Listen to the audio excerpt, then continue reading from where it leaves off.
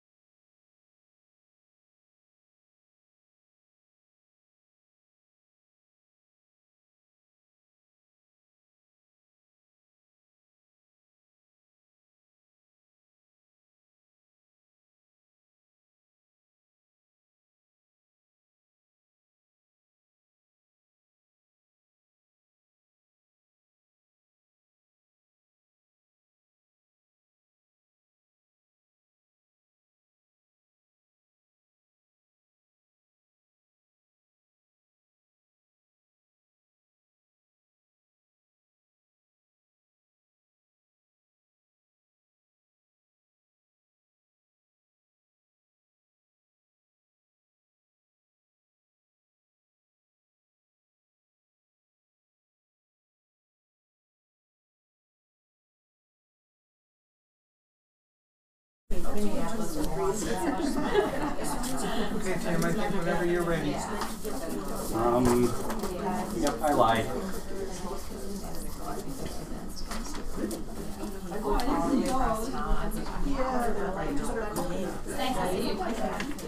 Nice to see you. All right, let's go ahead and beam across the universe. Good morning, everybody. We're going to get started. Hopefully the sites are hearing us because I was running a little bit behind this morning, so I do not have my laptop up yet, and so I do not have my email up yet. But as soon as I'm done with the introductions, I'm going to go back. So if any of the sites are having issues, please feel free to email me at tmarkle@wisc.edu, and I will relay that to our awesome video team that we have here today. So hopefully you all heard that. If not, it wouldn't do me any good to repeat it, so we're going to continue on. Thank you so much for joining us. We have a group here at Olin Avenue in Madison. I'll let you know who the other groups are shortly. But this is the Community of Practice on Autism Spectrum Disorder and Developmental Disabilities. We've been meeting together for 7 years, started out as part of a federal grant. When the grant ended, the steering team got together and said what parts of the grant should continue. One of those was the Community of Practice on Autism Spectrum Disorder and Developmental Disabilities, which here on in I'll refer to as the COP, ASD, DD, so I don't have to say that the entire time, or just the COP, so bear with me. Unfortunately, or fortunately, there was no funding left to carry on the work. And so after 3 years, we decided that we wanted to continue this, and so a steering team got together and through the efforts of the steering team, a number of people across the state, we've continued to put on 3 events a year for the community of practice. What this is designed to be is a chance for educators to rub shoulders with parents, to rub shoulders with physicians, to rub shoulders with researchers, to rub shoulders with state workers, because we believe that together we're going to find solutions to the problems that any one of our groups could not be able to find solutions to.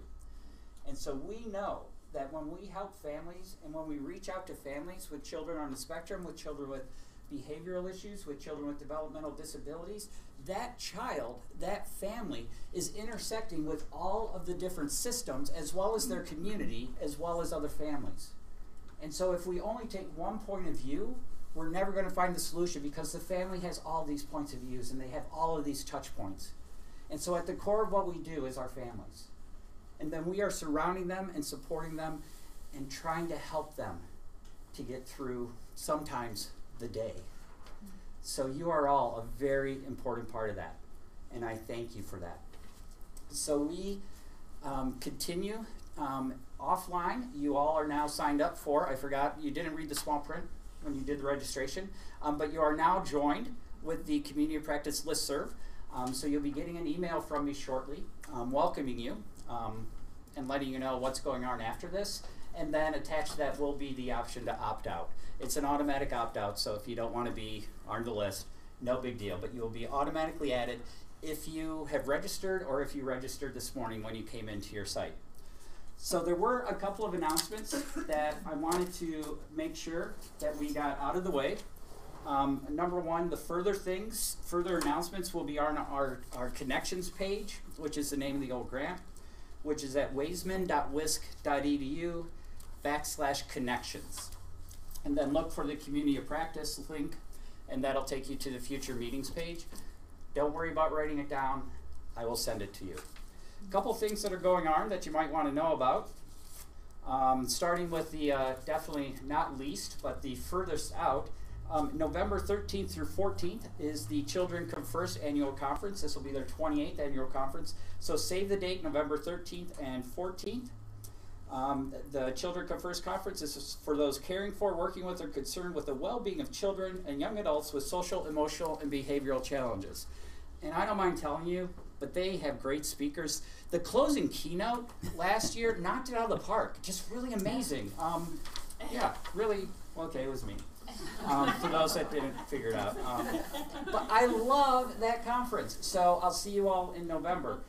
The Autism Society National Conference is coming to Milwaukee, July 12th through 15th. So that's the National Autism Society Conference. Circles of Life Conference, which is Wisconsin's annual conference for families of children with disabilities and the professionals that help them, is May 4th through 5th. That'll be in Stevens Point. So for those of you at the southern part of the state, you get a chance to travel. The mid part of the state, it's right there.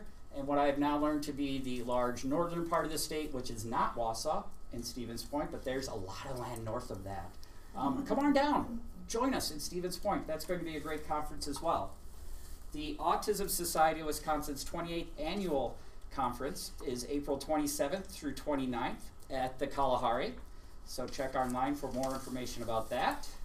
And I just received something that for those of you in our border state of Minnesota, the University of Minnesota Autism Institute is having their research day, Research to Practice update, on May the 5th, Friday, May 5th, at the University of Minnesota. So if you're interested in that, look online for that. And last but not least, a huge shout out to our friends at the Autism Society of Southeastern Wisconsin, as well as Wisconsibs, the Sib Shops people. There is a Sib Shop facilitator training that will be going on Friday, March 31st and Saturday, April 1st. So if you Google Wisconsibs, you'll be able to get information on that. So I'd encourage you, if you're interested in starting a Sib Shop in your area, then go ahead, get trained. It's going to be awesome. So before we go into our first speaker, some logistics for everybody. Just if you need to go to the bathroom, it's just out that door down the hallway next to the elevator. Okay, just so we're good with that. Maybe a little different at different sites, but that's the main thing. But I did want to let you know that we are going to switch things up a little bit. We are going to begin the day with Hugh Davis from Wisconsin Family Ties. And so he's going to be talking to us about parent supports and community supports. And so without any further ado, we're going to turn it over to Hugh, and then I'll come back and we'll talk about the discussion questions. We'll have our group discussions at our sites, and then we'll go into a little break. But for now, we're going to turn it over to Hugh. Thank you, Hugh, so much for being here. Thanks, Tim. I appreciate it, and it's an honor to be here. I admit that I have struggled a little bit with this presentation, and I think it's because it's hard to speak with authority on this subject when you're speaking to a statewide audience, because there is a great deal of variability as to what kinds of supports are available and what's available in the communities depending on where you live. And so I decided today to spend most of my time on something that I know best, and that's parent support. I'm not going to spend much time at all talking about various community supports. If anybody has any questions about that, they can certainly talk to me after this or send an email. One of the things when we were planning this event, Tim asked us to consider how the worlds of autism and other developmental disabilities interact with mental health. For me, they were, not only did they interact, they intertwined. My son was hyperlexic. What that means is that he was able to read at a very young age with no instruction. When we first learned this, he was about, it was before he was 3, he was playing in our backyard, and we had a welcome mat that spelled out the word welcome. And I walked by, I was inside, he was outside on the patio, and I walked by and I heard him say O-M-E.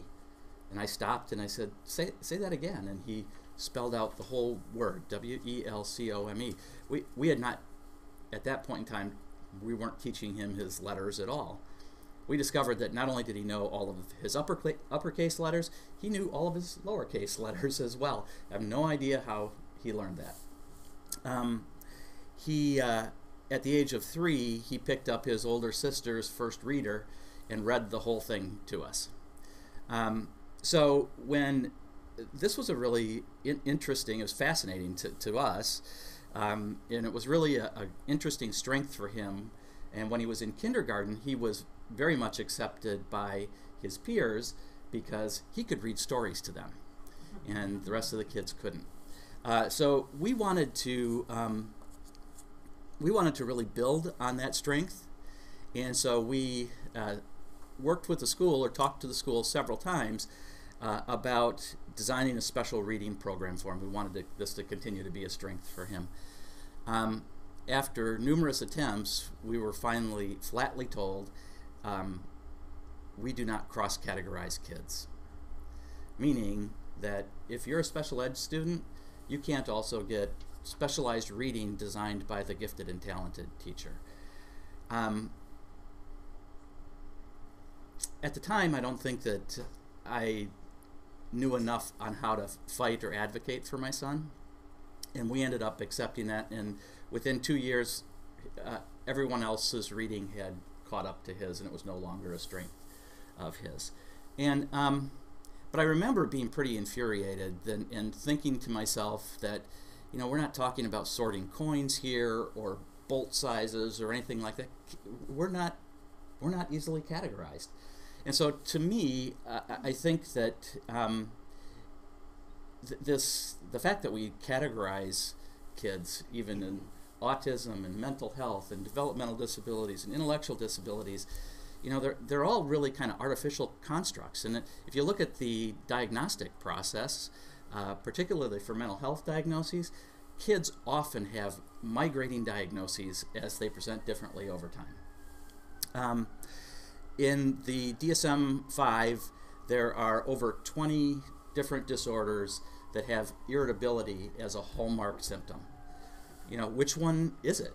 So there really is, you know, it's a label that we're placing on based on certain characteristics that we believe are common in a particular disorder.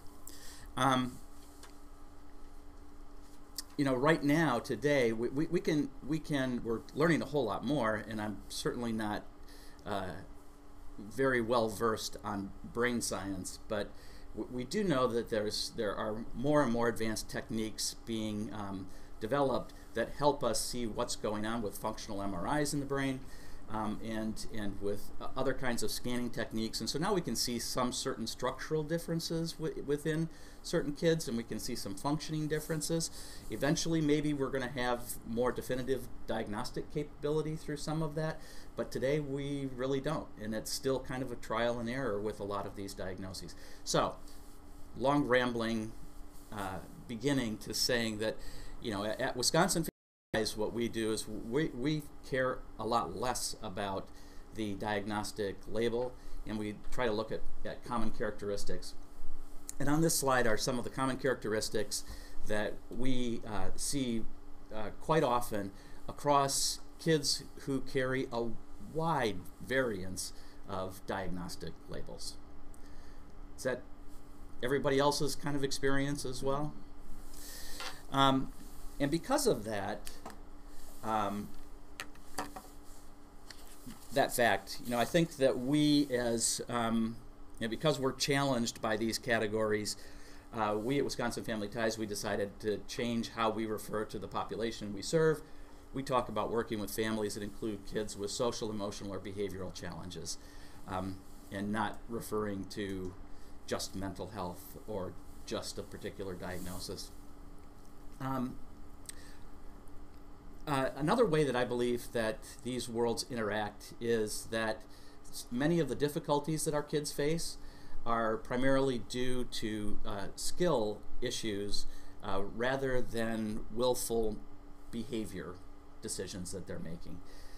Quite often, particularly those kids who don't wear their disability on their face, that you can't, if you walked by them on the street, you would not know that they had some sort of underlying challenge. Often when there are behavioral challenges with a child like that, they're viewed as being bad kids, problems, manipulative, coercive, attention-seeking, and but we believe, and we think the research bears out, that it's far more likely that in the vast majority of cases, those challenges are due to skill deficits. And what I've done today, since we can't get into some details, I've parenthetically put in some other people who have been very instrumental in promoting these kinds of concepts, that if you so choose, you could go and Google them and find lots of materials about that issue. Ross Green in particular has done an awful lot of work around rethinking how we view kids and those kids who have behavioral challenges. Because my son had an autism diagnosis, when I started with Wisconsin Family Ties 14 years ago, I really knew nothing. And I feel like I know a little bit today after 14 years. There's so much to learn. But the things that I did know, the few things that I did know, were all autism-inspired interventions that had been used or were being used with my son. And so when I was working with families who had kids with more traditional mental health diagnoses, I often would relate some of the things that we used, and they're listed here on this slide. And interestingly enough, that fast forward a little more than a decade, and these are pretty standard kinds of things that are being used across a wide spectrum of diagnoses now, including more traditional mental health diagnoses. I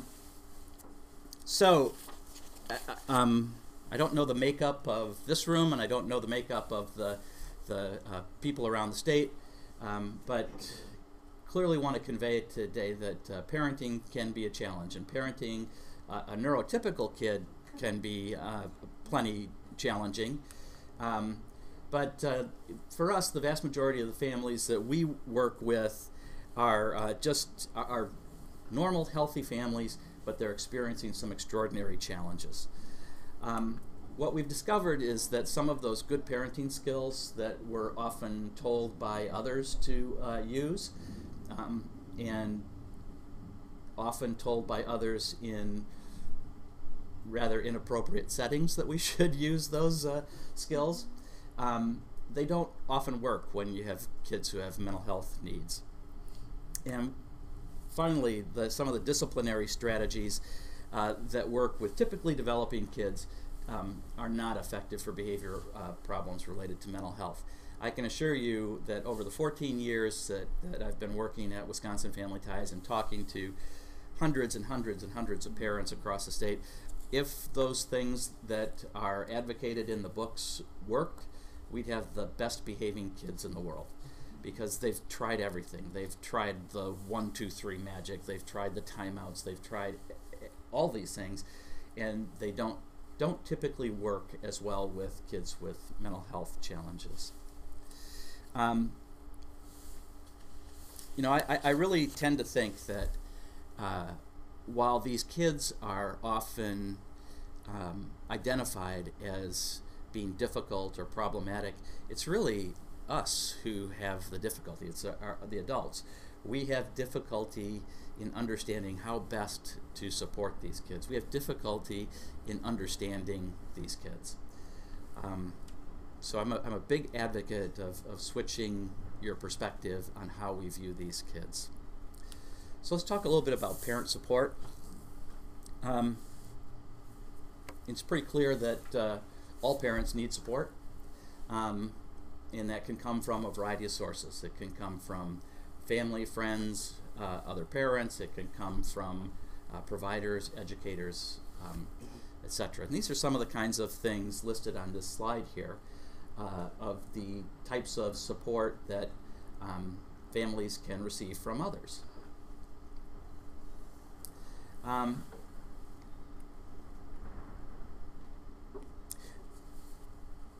Many of these points are kind of underpinned by what's called family-driven practice, and that's a view that parents are in the best position to make decisions, healthcare decisions regarding their kids, and so if they're the experts on those kids, then we ought to be tapping into that information and expertise that they have as we are working with that family, or as we are designing how we're going to work with their children.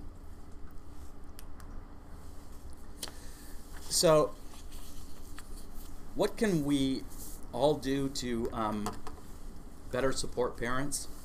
I tried to limit this list because there's no end to a list that you could create on how we can support parents. But I really just want to focus on 2 of these. The first one, learn their stories.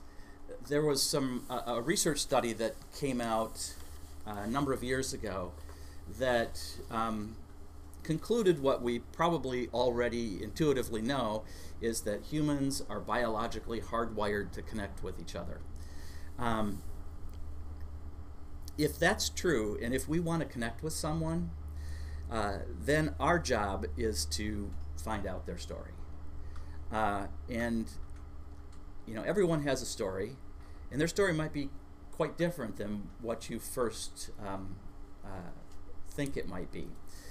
And I remember a number of years ago at our office at Wisconsin Family Ties, there was a man who moved into the office next to us. It was a single office, and he was an attorney.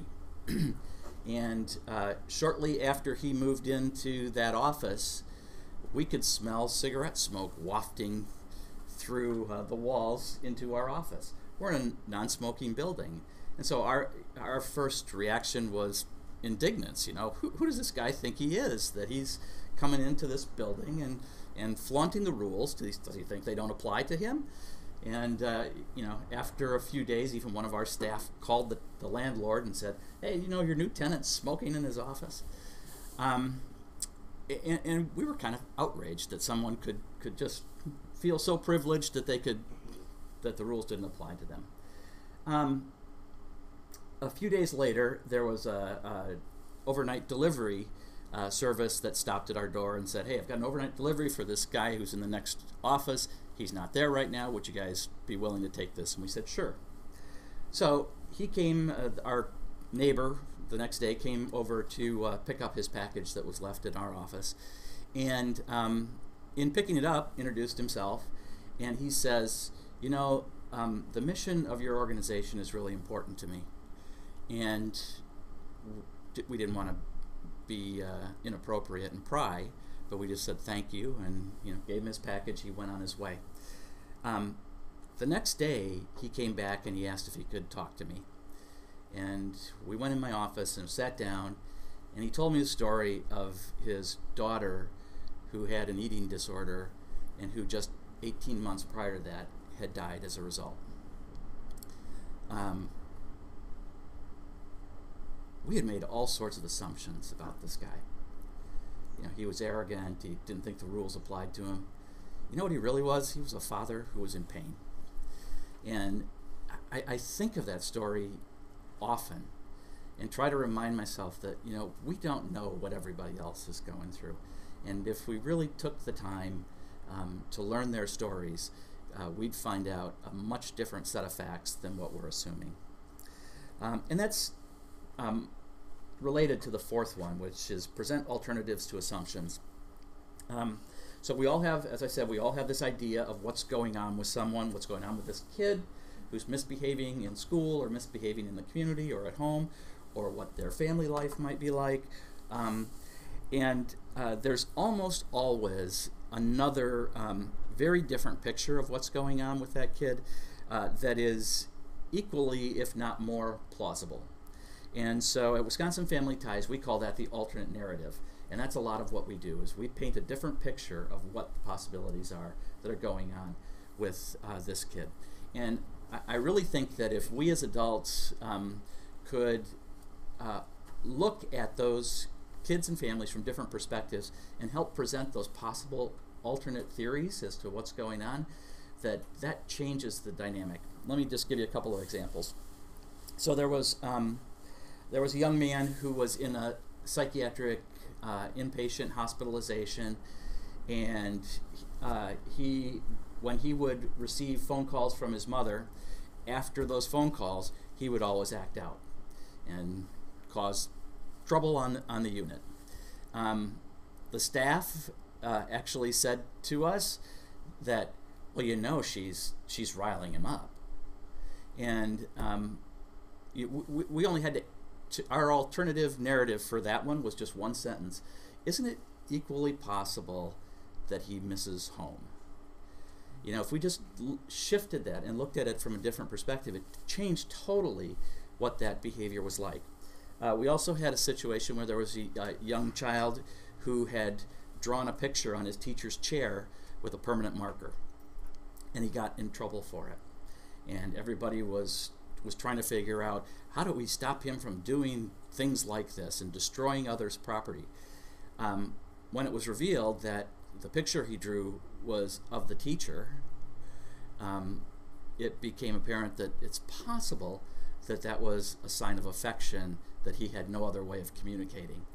And that totally changed the perspective as well. So there's so much power in having an alternative picture of what's going on with these kids. And I would really encourage all of us as adults to open ourselves up to that possibility. Are there any questions in the room so far? I feel like I'm rambling here. So I want to spend some time talking about a particular type of parent support, and that's parent-peer support. Family-run organizations started popping up in the mid-1980s for the most part, and they started providing this peer support, and that was the key element of this peer support, was this shared lived experience that we had experienced that was similar to the population that we were serving. this peer support was developed because some of the more traditional services weren't necessarily meeting all of families' needs, and so that's how this all grew up. And while for the most part, peer support and parent peer support has been accepted as an important service, there have been some more recent attacks by some advocacy groups who favor a medical model over a non-medical model for working with kids and families. And even in some federal legislation that was introduced that painted peer and family-run organizations as being anti-treatment. We're not. And not only anti-treatment, but being undeserving of federal funding.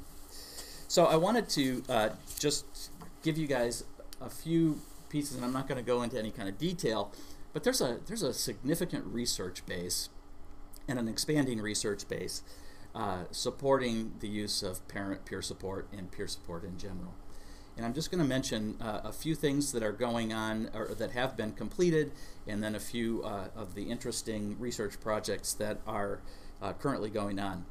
This first research study was done at the University of Kansas, and this focused on child outcomes, and it noted that there were improvements where families had received peer support from other parents.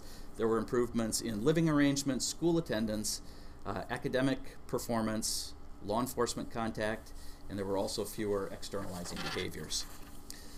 Then there was a study that was done in Wisconsin and done by Deb Ramaker, who is now the associate director at Wisconsin Family Ties, and is hosting one of the remote sites here today. She did a study of participants who had received parent peer services from a family-run organization, and it didn't support as strong a link between to a behavior improvement as was reported in the Kansas study, but it did confirm improvement in academic performance, and it also focused on improvement in parental and family functioning that were rather impressive. And then most recently, last year, Wisconsin Family Ties, along with a couple of adult peer specialist organizations in our state, worked with the Medical College of Wisconsin and conducted some research on the view of peer services as reported by the service recipients. And some really interesting results came out of this. Of the 11 services options that were presented in this survey, peer support was most frequently ranked #1 in terms of importance. I think that 87% rated the effectiveness of the peer support they received as highly effective or effective. 83% rated the quality as very high or high. So those are all pretty good numbers in the research world. The thing that probably struck us the most was the high degree of referral to other services. As I mentioned earlier, that there was some federal legislation that painted peer support as being anti-treatment, and the fact of the matter is that in 72% of the cases, the individuals who received peer support were also referred to other services. Of those who were referred to mental health services, their actual engagement rate for those mental health services was over 95%, which is almost unheard of. If you go to a primary care physician and they refer you to mental health services, the rate is believed to be of engagement is believed to be somewhere south of 50%. So that was the huge outcome of this research. There are a couple of other things that are going on. We're working with the Department of Public Instruction right now to determine the degree to which parent peer specialist services improve parental involvement in educational services, their perception of those services, and satisfaction with their child's school plan, as well as the student educational outcomes and teachers' perceptions as well. And that's a project that'll be going on through 2018. And then there are a couple of, and I'm sure that Tim will get these slides to everyone, there's a couple of national research projects that are going on to collect more information and data on the services that family-run organizations are providing, and then also studying the effect of parent-to-parent peer support on child and family outcomes. And some of these projects are being worked on by researchers who are nationally renowned and actually world renowned in their area of child mental health. So, I didn't realize that was going to have a transition. So, I decided to give you some information on a variety of organizations that provide parent support in the state. And I decided not to talk specifically about all of them, and if you guys are interested, you can contact them, look them up, and see what it is that they do. There's a variety of ways that parents receive support. Some of these are focused more on educational issues, such as Wisconsin Facets and WISPE, and others are more broad-based, and work with a wide variety of populations. But they're all fine organizations doing important work in our state, and I wanted to make sure that we recognized that. And I'm going to spend the rest of the few minutes that I've got talking just briefly about the work that we do at Wisconsin Family Ties and how we approach parent peer support. If we're to categorize the services that we provide, I would categorize them into these 4 buckets. We provide information and assistance, provide information on a wide variety of topics to families that are relevant to their needs.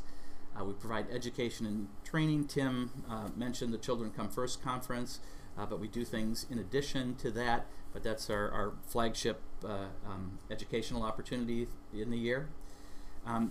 Advocacy. Quite often this term of advocacy has a negative connotation. That's not the way that we practice at all.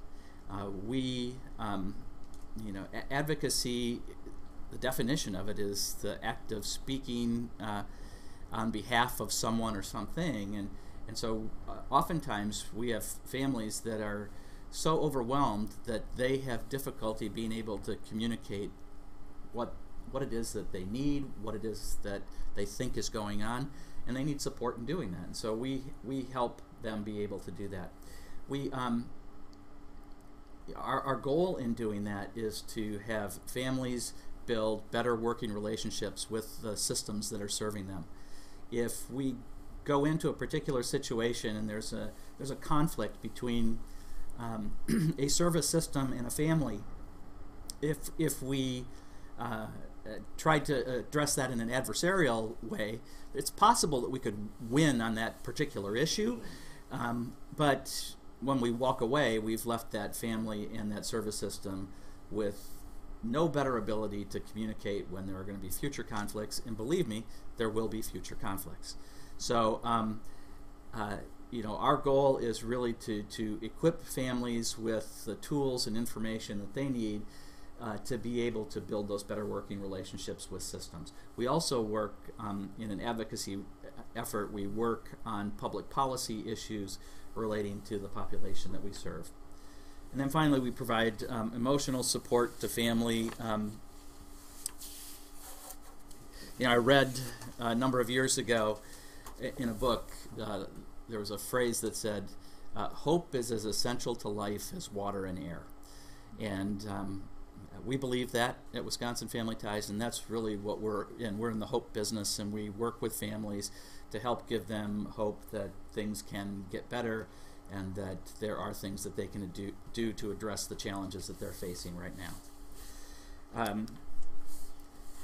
This next slide is a definition, how we define parent-peer specialist at Wisconsin Family Ties. And this is it's difficult to kind of understand the services that can be provided by a parent-peer specialist. They're pretty wide-ranging, and the way that we practice is that we work to help families get their needs met, whatever those needs may be. So we're not just, even though our population is focused on on kids who have social, emotional, or behavioral challenges, we recognize that if those families are worried about whether the car's going to start in the morning, or where they're going to live next month, or what they're going to eat this weekend, that they're not going to be spending too much time thinking about how do I address Johnny's behavioral challenges in school. And so we work with them to get them connected to all of the services and supports that can help them get those needs met. We think that's just the logical way of doing it. In addition to working with those families, we work with child-serving professionals, help them better understand the family perspective, identify strategies for working with children and youth with challenging behavior, and working with professionals to identify strategies for engaging families, especially those who have historically been pretty difficult to reach. Part of the work that we do is embodied in navigating systems. Kids who have mental health challenges tend to be involved in lots of different systems. Each one of these systems, complex in its own right, having their own sets of rules, really difficult to become an expert in all of those. And there are not a lot of good resources that comprehensively tell families and parents what rights they have within those various systems. And so that's a big part of the work that we do at Wisconsin Family Ties.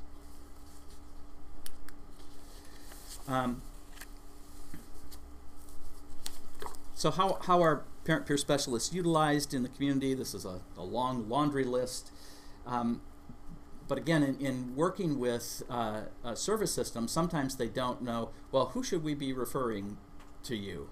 And so this kind of helps those service systems understand what are some of those situations where our services may be of benefit to families.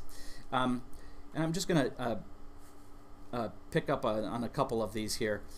Families that have few natural supports, that is, extended family, close friends, a pastor or religious leader in the community, if they don't have connections with those, if they maybe just moved into a community and they need some support, we don't replace being that natural support for them, but we can work with them and help them develop some natural supports within the community. Often when we talk about kids who have mental health challenges, we're talking about challenging behaviors, and most often that happens in school settings. Schools are a pretty tough place for our kids. And so when a child is receiving exclusionary discipline of some sort, suspension, shortened school day, mom or dad being called from work to pick them up from school, those kinds of things, those are situations where we have particular expertise in being able to assist the family and the schools to work together to find more effective plans that can keep kids in school and being successful in school.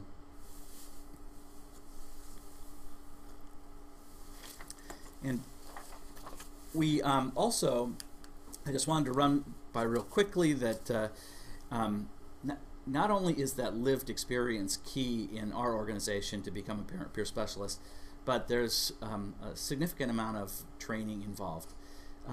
The first year, there's parent-peer specialist work as we practice it, and we practice it kind of similarly to a lot of other organizations like ours across the nation that we're connected to. You can't go to a college or university and get a degree in how to become a parent-peer specialist. So it's a little different than many other professions. And so in our first year, what we end up doing is having to hire people who have the right characteristics and then train them. So we have 168 hours of training in the first year alone. And then we have 88 hours of training in ongoing years. And we measure our proficiency based on a set of core competencies.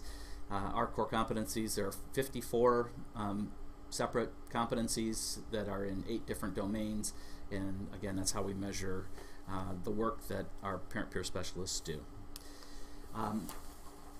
These are just some of our practice values. We do follow a code of conduct that was specifically developed for the parent-peer specialist role. I don't think there's anything else that needs to be said about that. And finally, just to wrap up, you know, some of you may be wondering, well, we don't have a parent-peer specialist in our community. How do we get one of those? And I'm truly not trying to turn this into a sales pitch, but we have a fundamental belief at Wisconsin Family Ties that this work is valuable. We know that based on the research that we've done and the evaluations that we've done with the families that we've served, that they find significant value in it, and it changes their lives. And because it's a valuable service, we believe that the people who provide this should be well trained and should be paid to do so. And so we have a paid employee model. It's not a volunteer model. And so when we go into a particular area, we have to find sources of funding to be able to pay the people that we train and employ. These are some of the different ways that are sources of funding that can be used to work with Wisconsin Family Ties or other organizations that provide similar services to be able to fund it. So I thank you all for your time. I think I've met my time requirement, and Tim is going to come back and give you all instructions on how to carry on the discussions in your local sites. Great, thank you, Hugh. Let's give a round of applause. Prove to people that I am not here alone, which is great. Just a couple questions off the top of my head, because I know we're not yet at the technology where we're going to be able to take questions from sites. We're working toward that, but we thought we would try this YouTube thing first, and so we're working on it. Thank you very much for your patience. I know that you had some audio issues out there. We had one site that had a power outage, so it took them a while to get their power back on. So as far as I can tell, we have people connected, and that is fantastic. We will be posting the slides onto the Connections website. But one question is, if someone out there is with an agency or is with a parent and wondering how, if there is a parent-peer specialist in their area, how do they find out if there is one already? Yeah, you can contact Wisconsin Family Ties. We have an 800 number, and I didn't put it on the presentation. I apologize for that. 800-422-7145. I think that was a deliberate attempt to make sure that you're not trying to sell your services to us, yeah, but that you are here as part of this community, and we really appreciate that. Thank you. So just to let you know that we did have a comment online that they thought you were doing awesome. So there you go. There you go. Shout out to you for being awesome. Thank you. So we are going to turn back over to the sites now. A couple of things that I want to point out is I'll be giving you some starter discussion questions to begin with, but please feel free to pattern this toward your own site. We will be leading a discussion in this room, so please do not think that you get this huge honking long break while the other sites discuss. Sit back down, those in the back. Thank you. So a couple things that I'd like you to think about. Number one, I neglected to let everybody know where the different sites were, because you may be wondering who is joining us this morning. So we are here at Community Outreach Wisconsin. Excuse me. We have a site over at the UW-Madison Wasteman Center. We have Elmbrook Schools is joining us at their administrative office. Marquette University combined with the Milwaukee Center for Independence, MCFI. MCFI people went down to Marquette, so we got a large group at Marquette. Waukesha County Technical College, SOAR, Fox Valley, Wisconsin, joined with Northeast Regional Center for Children and Youth with Special Health Care Needs, NAMI of Fox Valley, New Mental Health Connection, and I believe Nina School District also got involved in that too. So fantastic collaboration up in Appleton. Rock River Intermediate School in Waupun. The Human Service Center up in Rhinelander, the true north of Wisconsin.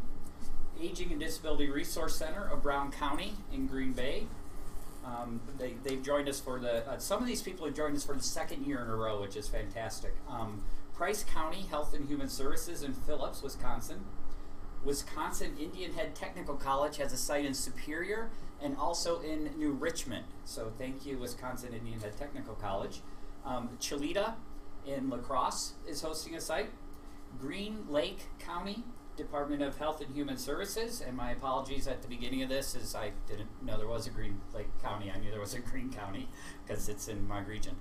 So my apologies for totally neglecting Green Lake County, but thank you for being here. CISA 3 is hosting, along with, we may have a group from Madison Metropolitan School District that has joined us, an internal group, and then Kenosha Unified Schools has a site for their school personnel, and they have a number of school personnel that are there listening. And then Rice Lake Public Library in Rice Lake is also hosting a site.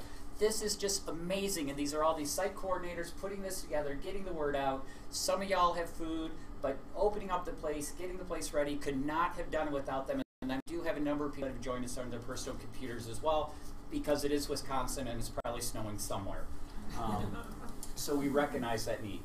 So what I would like to do now is take approximately 15 minutes to have group site discussions. One of the things about the community practice, again, is this whole sense of we get better when we learn together, okay? And so we can't do that in a large group all the time, because right now we're probably having about 300 people or so that are listening. We can't have a discussion with 300 people. So we're going to have a discussion with those people at our sites. And so take about 15 minutes for your site discussion, and then we'll take a break for about 15 minutes or so. So we're going to come back in approximately half an hour, okay? So you can use that time how you would use it at your sites. But I would say for this first one, try to come back to your sites before that half hour, because I would love for the site people, if there are local points of interest, local things that you want to point out, connections, resources, supports that I was not able to cover in the opening, to go ahead and take care of those. So if you have something that you want to announce to your local group, try to come back a little early and get that done. So a couple things that struck out to me, and Hugh, if you have any discussion questions off the top of your head, but a couple things that hit me was how are our systems designed, and what part of our systems are designed to help parents tell their stories? Do we have time built in? Where is that place in your system or in your location, in your area, that gives that space and time for parents to just non-judgmentally share what's going on in their lives? How can we work that into our systems? How are our systems set up to interact with each other? I loved what you said about, sometimes you have to look at it as something like this. I wasn't able to quote you directly, so I apologize greatly. But sometimes we need to look at what is challenging the families and not the diagnosis. Do we have a system, or how can we set our systems best up? So if that child or family appears at my door, and I have this set, this is what I am supposed to do, blah, and they don't fit exactly in there, but they've got this challenge, that we are doing these warm handoffs, that we are getting them to where they need to be, to where they can get that help. How can we better design our systems within what we have here today so that we can share those resources and make sure that the family, no matter the diagnosis, gets the help that they need, that there's no closed door and there's no wrong door? Can we set that up? How can we set that up? Because that has to be a local discussion. That is not a statewide discussion. I can't tell you how it's going to work in Appleton. Appleton needs to decide how is it going to work in Appleton. We have to talk about how can it work in Madison. So those are two starter questions. Any other questions that you could think of? Those sound good to me, Tim. All right. Then just want to, as we sign off, just want to love the quote. Just always remember, hope is as essential for life as water and air. So let's continue to give hope to the families, providers, the educators, to everybody that we are working with. We need to instill hope in them. We will be back at approximately 5 till the hour. We will start to have the live stream again. So this is your time for local discussion. It's time to take a break. Find out where your restrooms actually are. If they're not out the hallway next to the elevator, find out where they are. We will see you all in half an hour. Thank you so very much for joining us.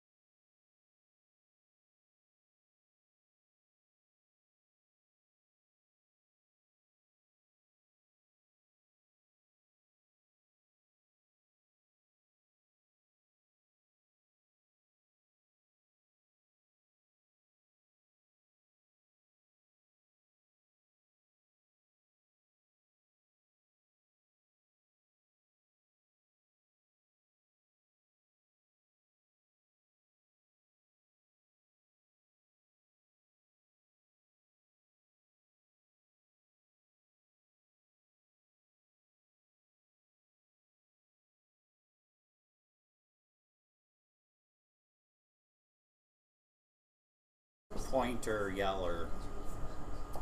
Right. Well, we are going to come back together.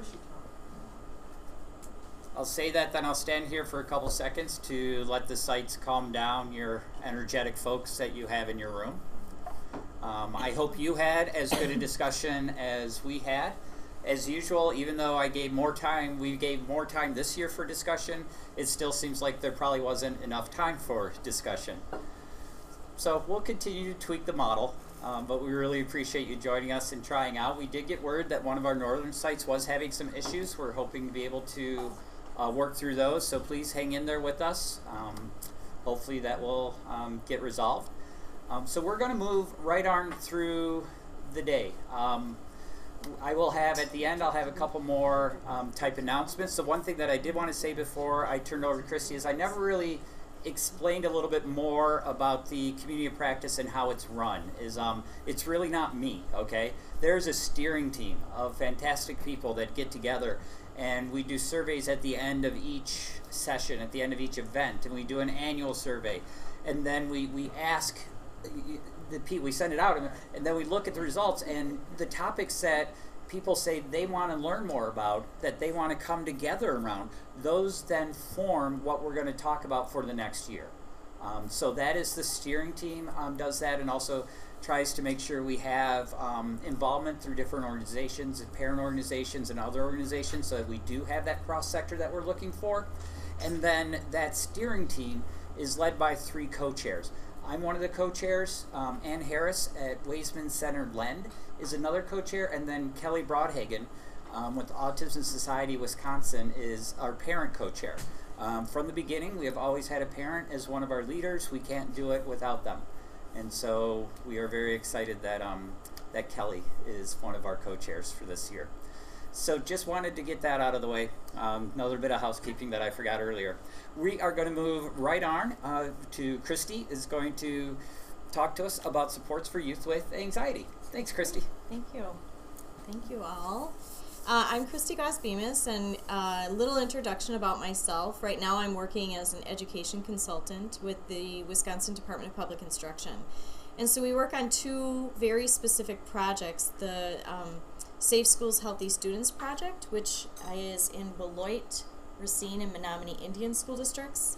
We can pilot specific programs to help support mental health in schools with those projects.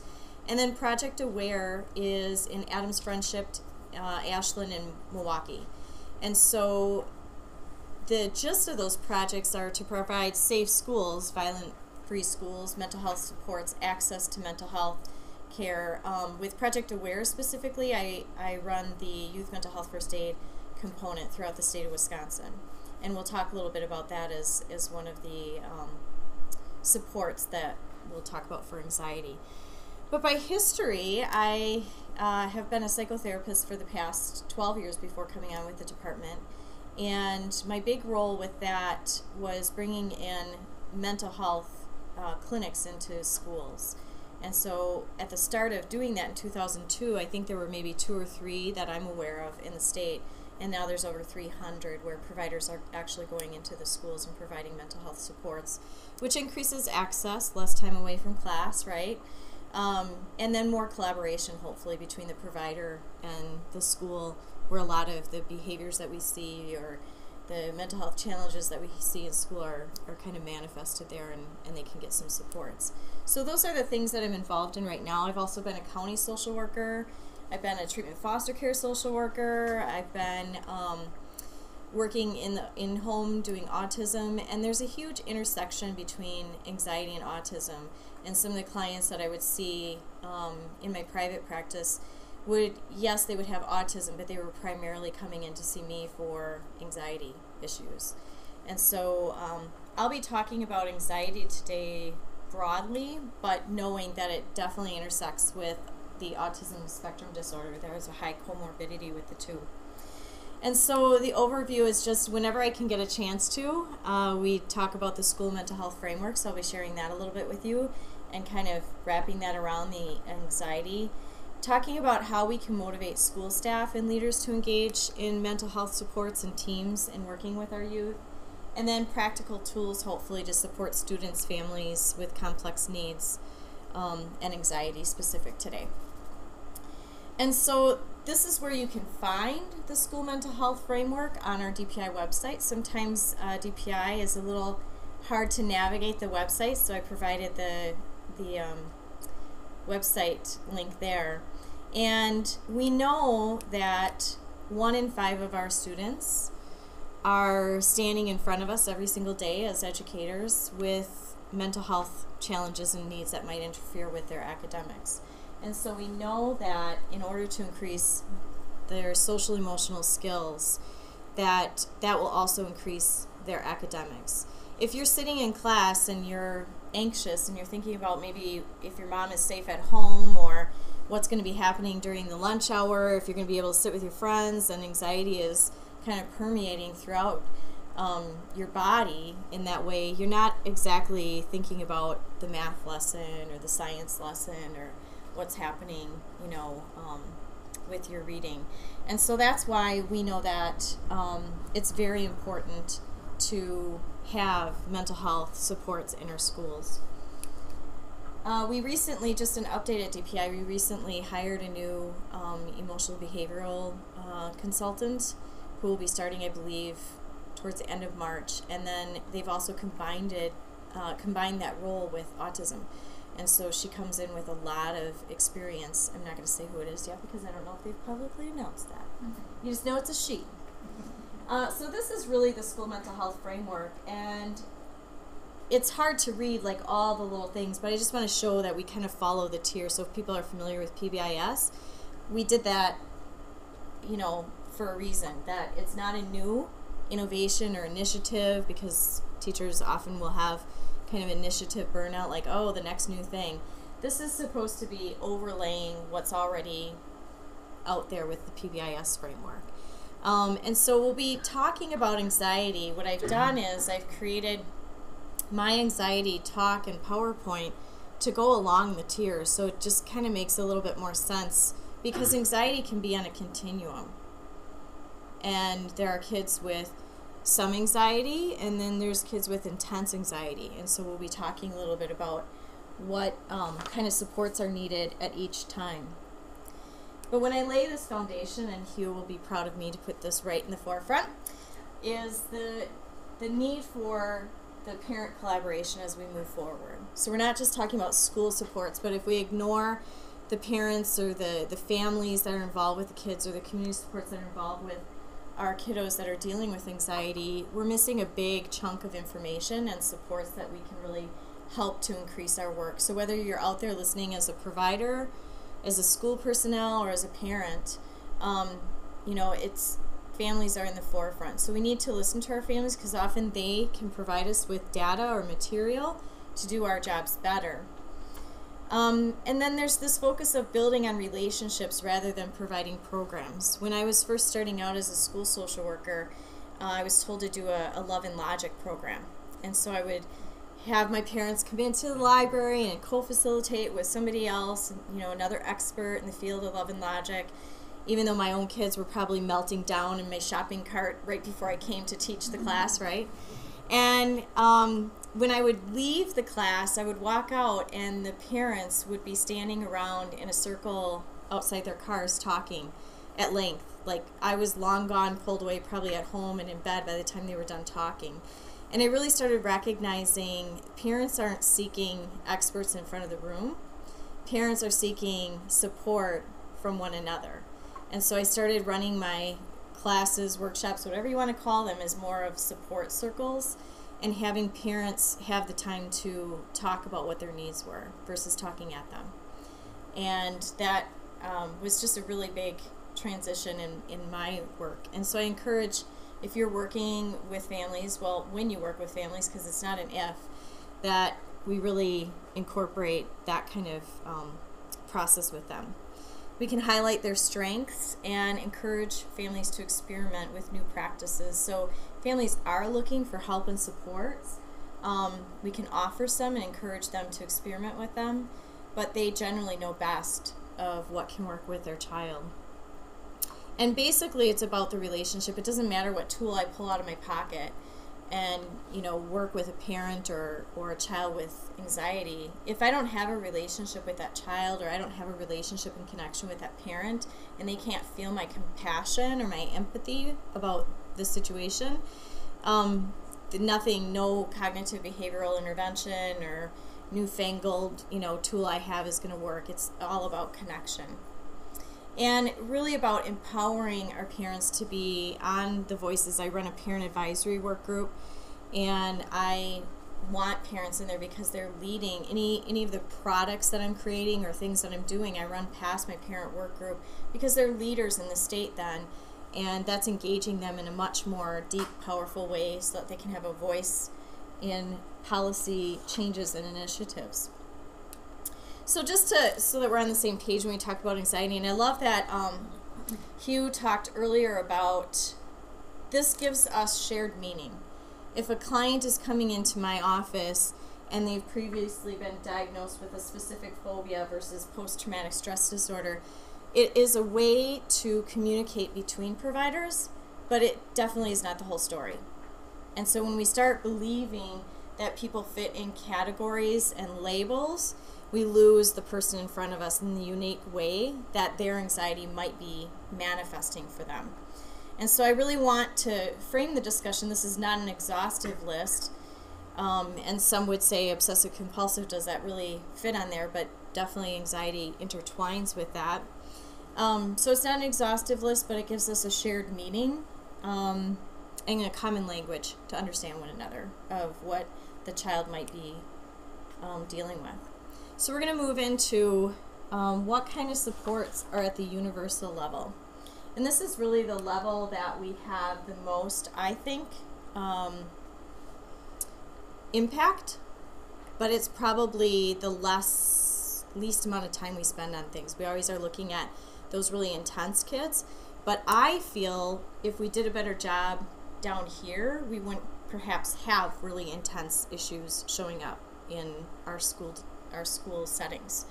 And so a little anxiety is important. If I didn't feel a little anxiety coming in and speaking in front of people this morning, there would be something wrong with me, right? So it motivates me. I get my act together. I get my PowerPoints to Tim on time, and hopefully, all goes well.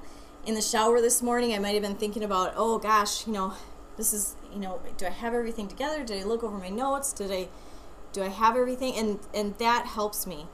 But when we're talking about anxiety with kids, we'll talk about what it looks like a little different at the tier 2 and tier 3 levels and what it sounds like a little differently. So anxiety can look like nervousness, right? Trembling, yes.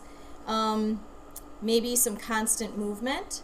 And that's why a lot of times misdiagnosed ADHD or something like that happens, because they look so similar, everything looks so similar. It could be stressed out, feeling overwhelmed. Could be nervous laughter or fidgetiness. But I also want you to think about anxiety. It could be anger or outburst, right? And it could look like defiant or refusal. And it also could look like, I see all the time, oppositional. Those are actually some of my most favorite kids to work with, oppositional kids. Because there's usually something, a much bigger picture, underlying the labels that we give behavior. It could look like perfectionism. So a thought would be like, if I'm not good at doing it right away, then why bother? If I fail once, then that's going to tell me that I'm going to fail again. And so some of the adults around anxious kids can start feeling hopeless, frustrated, maybe even angry or anxious themselves, and there's a strong desire or need to control. So an anxious dialogue in the morning before coming to this talk might have sounded more like, oh man, the last time I did a talk, I forgot this whole big piece of it. That's going to happen again. Why do I even bother going? Maybe I could call Tim and tell him I have the flu and I can't talk today and I shouldn't show up because, things are just going to go wrong. And so that's the difference between a slightly anxious dialogue that motivates you to really be prepared and do a good job, and the difference between a dialogue that can shut our youth down, that can get them tapped out during a math discussion, that can take them out in social areas even getting on the bus can seem absolutely unbelievable, right, for the day. And so when we look at the universal, I want to think about it this way, in that approximately 25%, and I put where I got this from, of 13 to 18-year-olds have had an anxiety disorder in their lifetime. But the emphasis I want you to see in this slide is that we know in studies that universal preventions and strategies can reduce symptoms for all children and has beneficial effects for children at higher risk.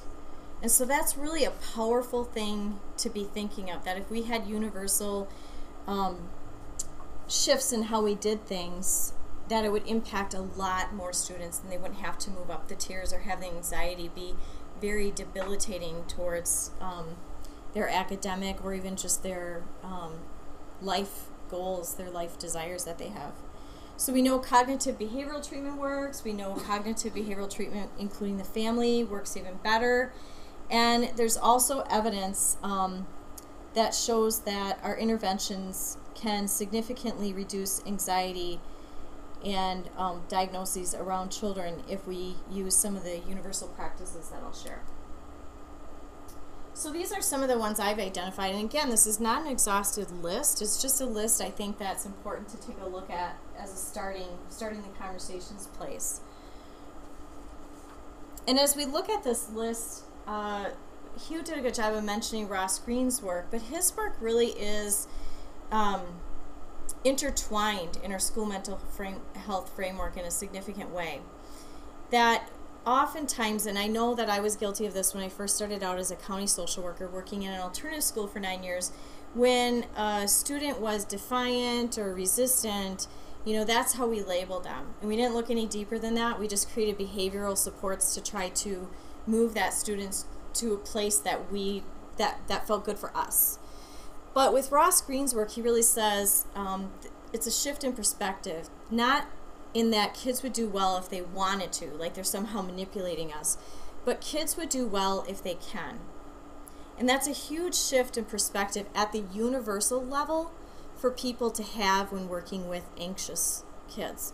My own, I've had experiences with my own children, and my stepson, when he was younger, would throw these major temper tantrums. And it wasn't until he was later on middle school, and now he's a senior graduating, that I really realized, looking back, how much those were related to his anxiety over the situation. Worrying about feeling left out, worrying if the older siblings would pick on him in front of somebody and make him look stupid. All of those kinds of things were happening in his head at a very rapid pace, and that was causing some of the behavior. And so if we would have looked a little deeper in the knowledge that I have now, what I know, right? You don't know what you don't know. There would have been a lot of different interventions that we would have maybe tried as a family at that point. So the trauma sensitive schools is right now there's 14 modules in the tier 1. And I put the link on there, and it's available for anybody to take a look at. There's links on family engagement, and then there's links on emotional regulation right now. So these are modules that anybody can take a look at, whether you're a provider or working in the schools, to really help support this perspective shift of that it's a skill deficit. That if kids could cope with their anxiety, they would, but they don't have a pocket full of coping skills. And so that our job is to give them that pocket full of coping skills in life so that they can better manage some of the symptoms that come out of anxiety. A lot of calls that we get in the Student Service Prevention Wellness Department division at DPI are on bullying.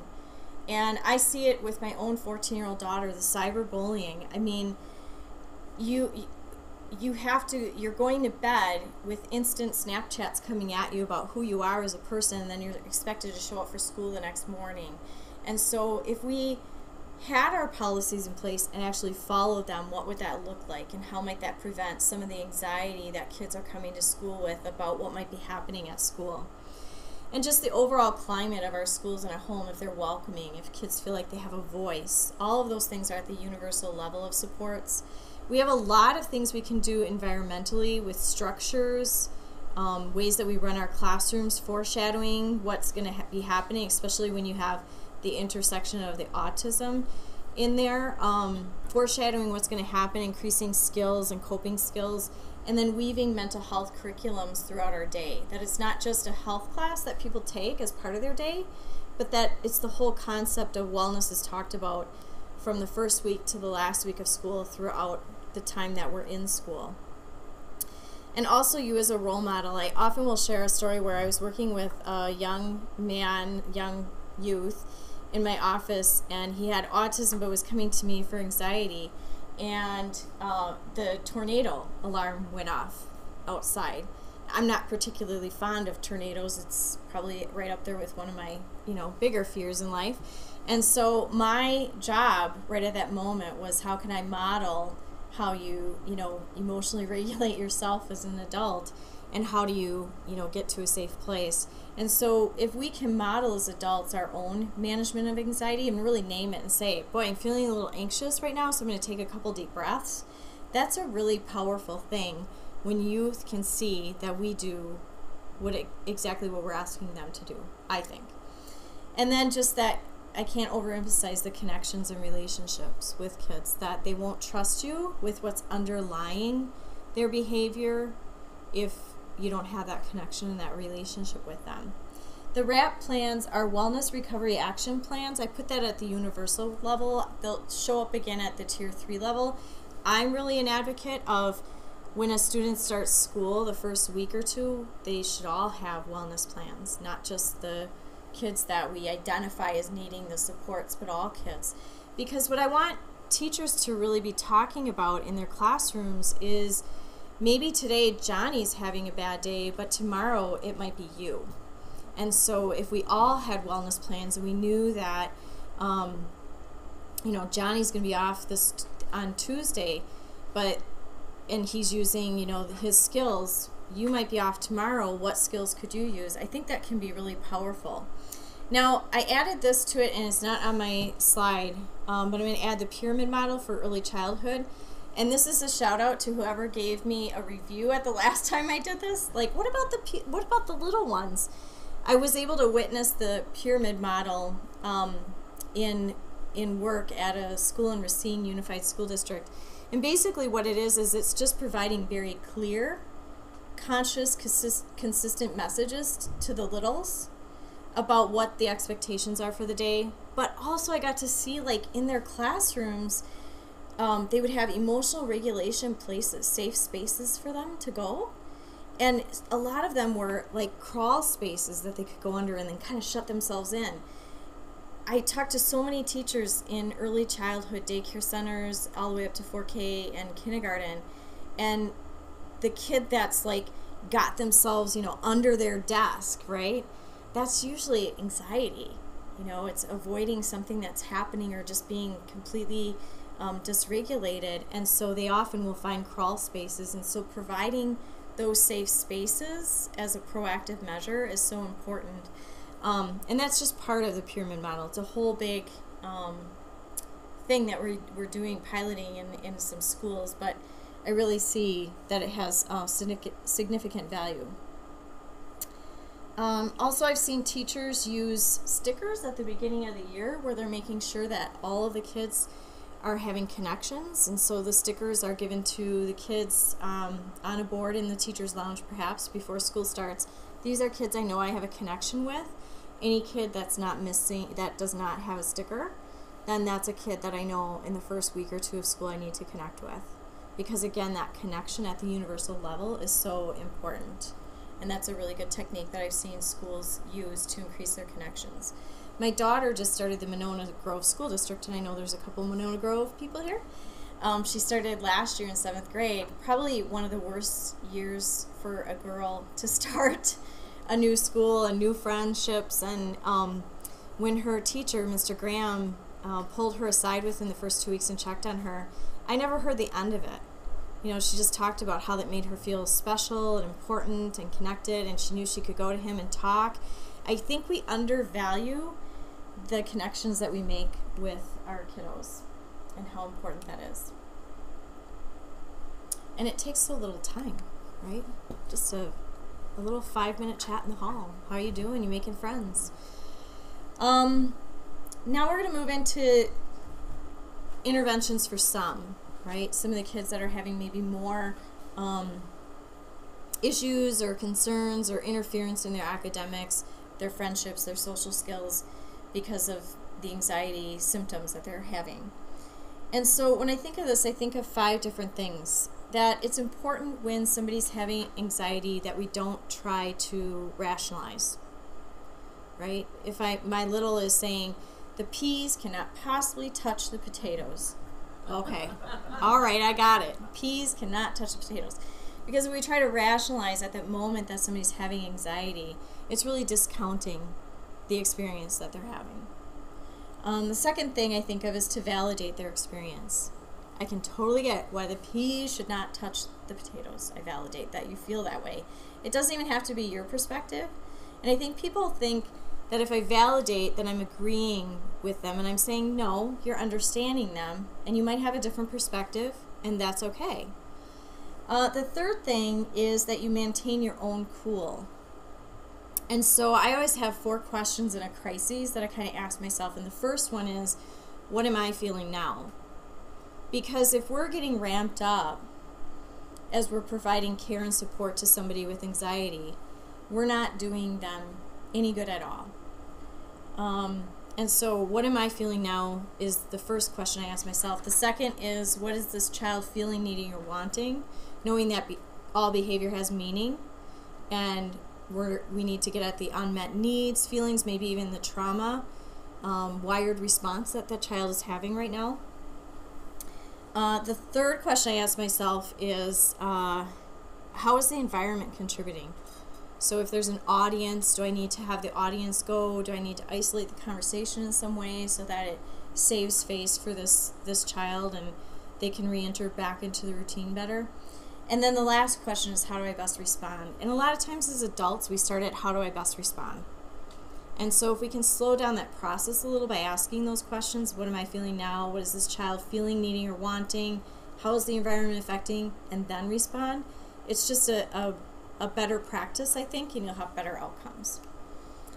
Another thing to consider is just leading with unconditional love, compassion, empathy. I know Brene Brown has a great video that you can watch around empathy and what empathy is and what it isn't. And I just really encourage you to Google that and watch that. It's a great way of approaching anybody that's having a mental health crisis or just an emotional crisis. And then the other big emphasis is, don't pretend that it never happened. When a child is in an anxious place, right? When they come down, I think that we can do one of 3 things at that point. We can ignore it and pretend that it never happened, and then there's no new valuable coping skills for that child, right? They don't know how that same incident will happen again and again and again, and that will be their response. Or we can even do more damage, where we can debrief with that child and place the blame on the child and do damage. But there's this whole other place that we can go after an anxiety, they're coming back down to baseline, which is talking it through and talking about what could happen next time differently. What support do you need from me? What were you feeling at that time? What was maybe happening through your head, depending on their age and whether they're able to put thoughts to how they were feeling. And I think that's a really powerful place to be, is after a crisis, there can be really rich opportunities for growth for some of the students that we work with. So what do these youth look like? Same as what I talked about at Tier 1, just maybe with a little more intensity, right? And some of the strategies other than the ones that I just mentioned are the wellness plans again. I'm just going to keep putting that on every slide because I really believe in it. There's also screening tools, and the caution with screening tools would be, 1, get the parents on board before you're going to screen. I really believe that parents need to know what they're being screened for. And 2, do you have the capacity, the people in place, the workforce in place to manage what the outcome of the screening is? Because if we're just going to screen kids and then we don't have a place to refer them to, That's the difficulty. So what relationships have we developed with people that can support if somebody comes out high on the anxiety scales? And then the progress measure piece for me is, once interventions have been put in place, are we going back and looking at them and making sure that that's working? And if we're not doing that, we're not giving the child or the family the feedback loop that you really deserve, because a lot of times when you're in the anxiety piece in life, you don't even realize that you're making improvements. And so the antidote oftentimes to anxiety is knowledge, and knowing the improvements that you're making can be really, really powerful. And also, if you're not making improvements, knowing that something needs to be tweaked, that it's not something that you're wrong in some way, but that something can be tweaked and we can redo our plans with how we manage anxiety. A little bit about Youth Mental Health First Aid. It is an 8-hour training. We have a grant through Project Aware right now that we can provide some free trainings throughout the state. I know Elmbrook is on, and I know we've provided a couple through the grant for Elmbrook and other places throughout the state, especially I think in like the Green Bay area. We really had a lot of saturated trainings there. And it basically is giving you some mental health literacy so that you kind of understand the language around mental health issues. But it's also giving you some anti-stigma messages that I think are really important. And it gives you a 5-step approach to listening and being able to support somebody having emotional crises, including anxiety crises. The other thing is managing the acute symptoms. And so a lot of people will have a transient anxiety experience after a situation or an experience. In our town and community that I was working in central Wisconsin area, we had a huge hailstorm, ginormous hailstorm. And a lot of kids after that hailstorm, because it was right at the end of the school day, and a lot of them were kind of caught in parking lots and different things and watching things get smashed.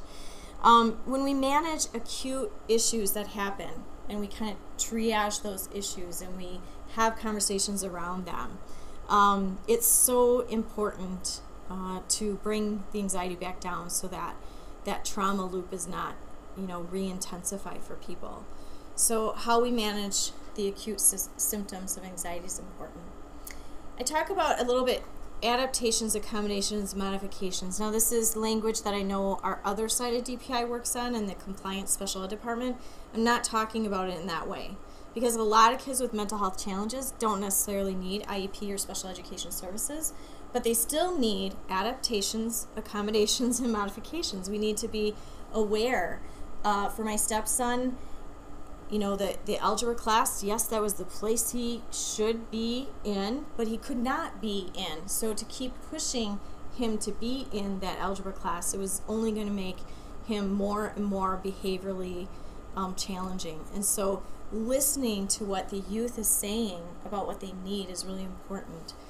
Accommodations used with caution, though. Sometimes accommodations without exposure therapy will actually perpetuate the feeling of I'm not ever going to get good at that, right? As a technical term, gonna get good at that. So an example would be my stepdaughter. I didn't think she was ever going to drive a car, yet she needed to drive a car. We wanted her to get a job and to be able to drive to that job and not have to follow her on to college and drive her to where she needed to go. And so that was a huge life skill that she needed. And so exposure therapy was, let's just do the parking lot for a week and really navigate how the car feels. Let's do the 1-mile loop around the block. You only have to make right turns. We're not even going to try left turns. Then the next week, let's add on 1 left turn. Let's add on a block. And so it's exposing to brief and successful interventions and ways that they can build upon their skills, if that makes sense. So yes, it's accommodating, but it's also providing, here's where we want to get to in the end. Our current accommodations will help you now, but here's our goal. How can we work to get there? And then, again, just capturing the youth voice in planning.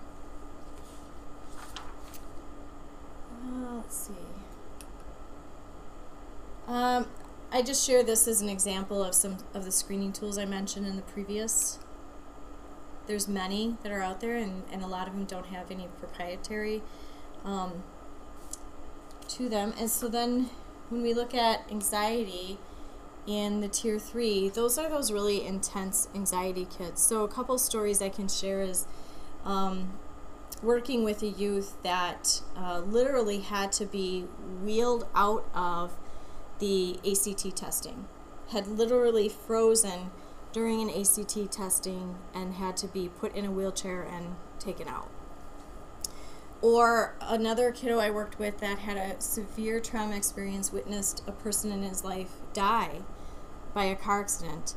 And then what did we need to do to come together and collaborate to help support his ability to still work at his academics, yet really let his brain heal from the extreme trauma that he had experienced. So those are just two like extreme examples. And then I also think about anxiety on a continuum of sometimes in your life, your anxiety will increase to a point where it becomes debilitating, but it doesn't mean that's always going to be there, and it will decrease. So for example, a woman that I was working with was going through a divorce, and under extreme stress, she was getting up multiple times a night and checking all the doors and gas being off and all that stuff. Very temporary experience to stress. It was debilitating because she wasn't getting enough sleep. And so we know that sleep restores us, and that was actually exacerbating her anxiety. And so there's going to be times where some people are in that tier 3 place, right? But it doesn't mean that they're going to stay there if we give them the right supports. So here are some of the resources and strategies that I've identified for school-age youth. The emotional regulation plans, we do have those available at DPI. I'm not sure, I'd have to give Tim the link where they are located. But those are really very specific plans that help youth identify, how does my body feel when this is happening? And when my body is feeling this way, what are some of the supports and interventions that I can use and that I need? There are also crises and safety planning. And a lot of times, let's say when a youth is discharged from a hospitalization stay, we want to make sure that they have crises and safety planning in place, but also to prevent any hospitalization stays, we can do crises and safety planning. Who can I go to? Who do I need to talk to? Anxiety is linked to suicidality because it's so debilitating for a person to just feel like I will never get better. And then post-crises debriefing, we talked about that a little, but it's just really important that after a crisis happens, we provide new opportunities for kids to have a plan in place that's going to work for them. I don't know how many teams I've been on where I've sat with the team and I've developed like the best plan ever, and the kid just doesn't cooperate when they come back. The problem became is I never asked the kid what would work for you. Would that work for you to be able to go down to the office and talk to somebody, or would that not? And so making sure that our post-crisis debriefing encourages that. With reentry planning, those are times where I want you to imagine that you've had like your worst meltdown day. I mean, maybe even you threw things or like spouted something out to somebody that you loved and really hurt their feelings.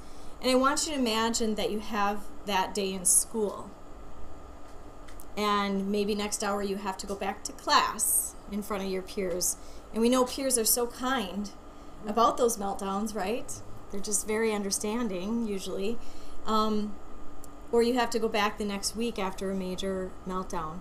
And so oftentimes as adults, we know that we can have our meltdowns at home in private. But with kids, prefrontal cortex is not fully developed. There's no judgment of where it's appropriate to have a meltdown or not, right?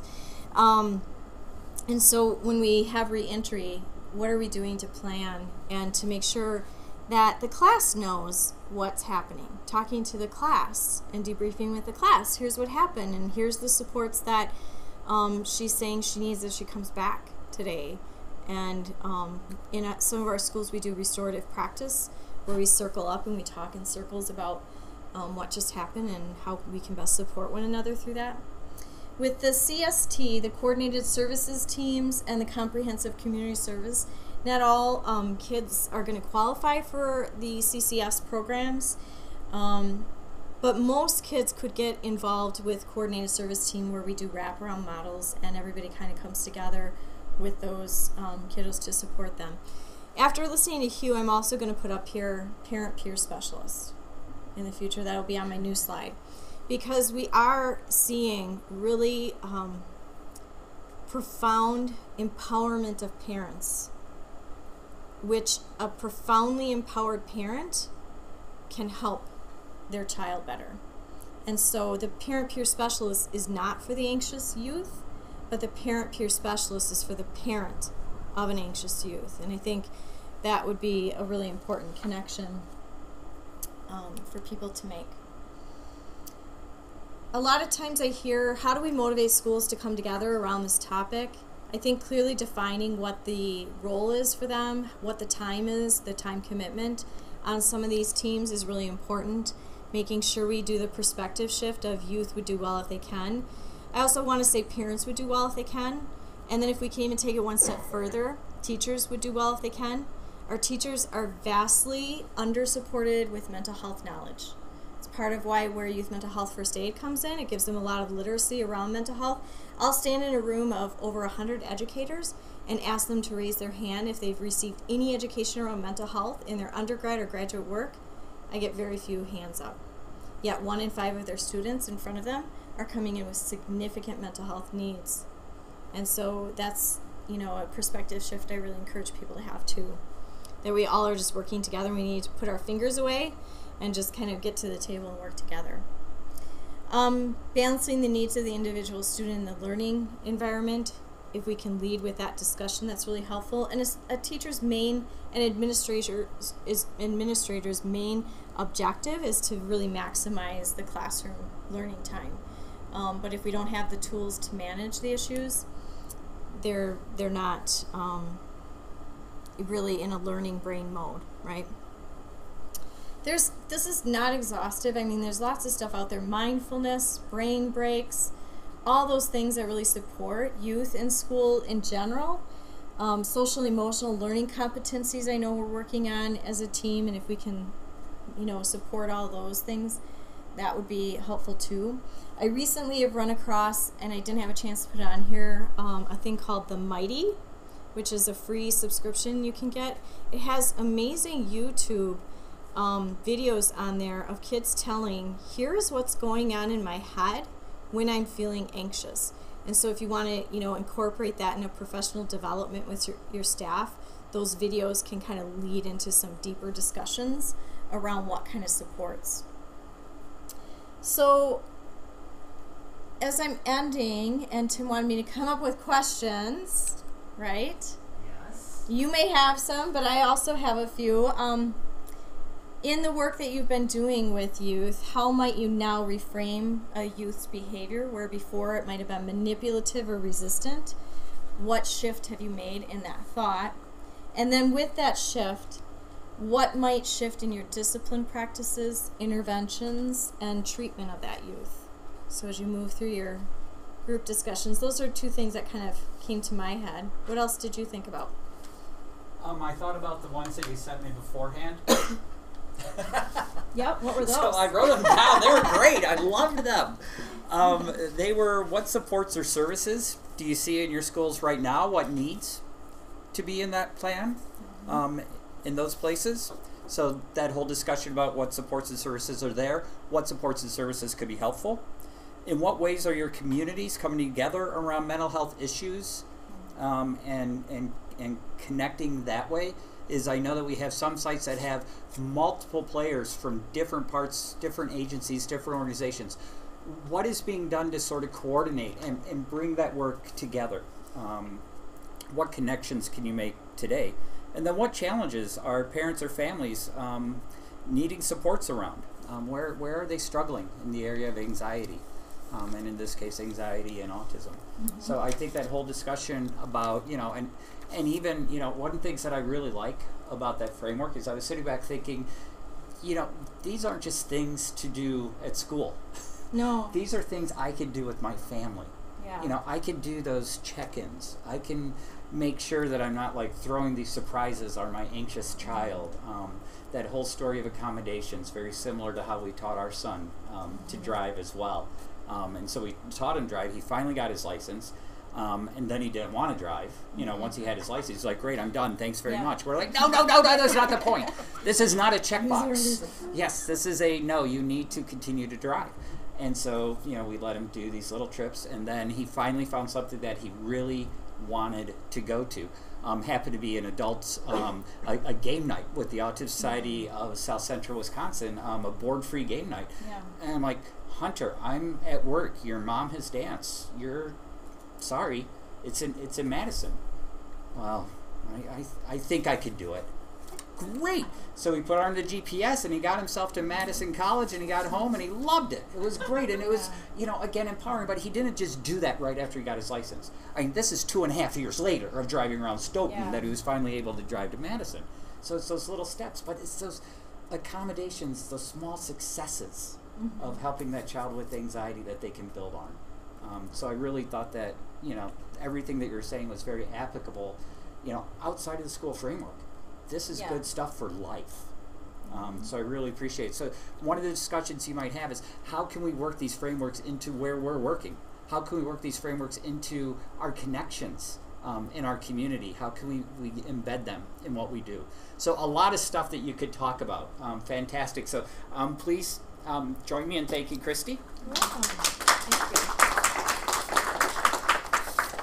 And so we are going to break off of the feed for the site discussions. I know some people are just joining for parts of the day and where they can. I just want to let you know that if you have registered either beforehand or registered day of at your site with your email, you will get a feedback form. We do want to figure out what else can we do in this method. Does this method work? All those good questions that we'll ask. If you are joining by your personal computer, if you registered online as saying, I'm going to join by my personal computer, you will get that follow-up email. Matter of fact, if you registered that you were joining at your personal computer and you really didn't sign up and you're not really listening right now, you're getting the email too, because I have no way to tell whether you're there or not. But if you signed on your personal computer and you never registered, please send me an email at tmarkle, M-A-R-K-L-E, at wisc, W-I-S-C, .edu. Number one, I need to figure out how many people we're reaching, how is this working, but more importantly, I want you to be able to give us feedback as well. So if I don't know you're listening, I can't give you that opportunity. So please let me know so that I can get you that opportunity. So let us go ahead and spend about 15-20 minutes in discussion. I think there's a lot to talk about. And then take another short break. I know some people will be coming and going. And so we will rejoin at 11:15. So 11:15, which is about 30 minutes and 30 seconds according to my clock. So 30 minutes, 30 seconds. Come on back. Thank you very much.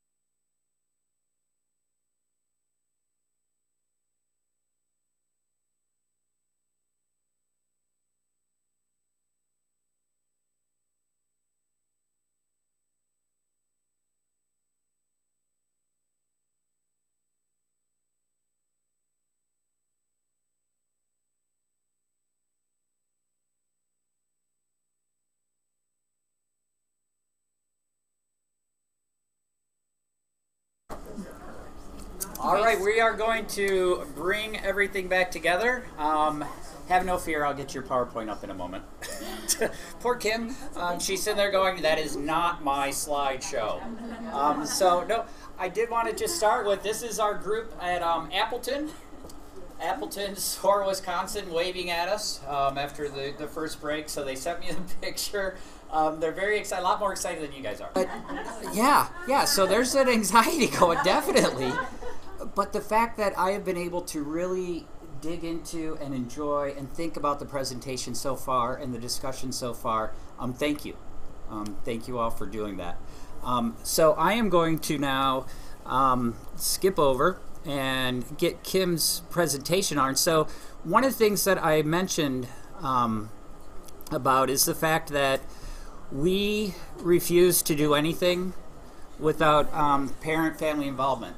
And so from the start of the community of practice is we have tried really hard to always make sure that we are bringing the parent, family, self-advocate perspective to our meetings. We take very seriously the phrase, no meeting about us without us. We really do try to take that to heart. And so with that, we reached out to the planning team and said, does anybody know of a parent that might have a child with autism and maybe some behavioral difficulties? And somebody said, well, I know one who has 3. I'm like, oh, okay, let's see if she's available.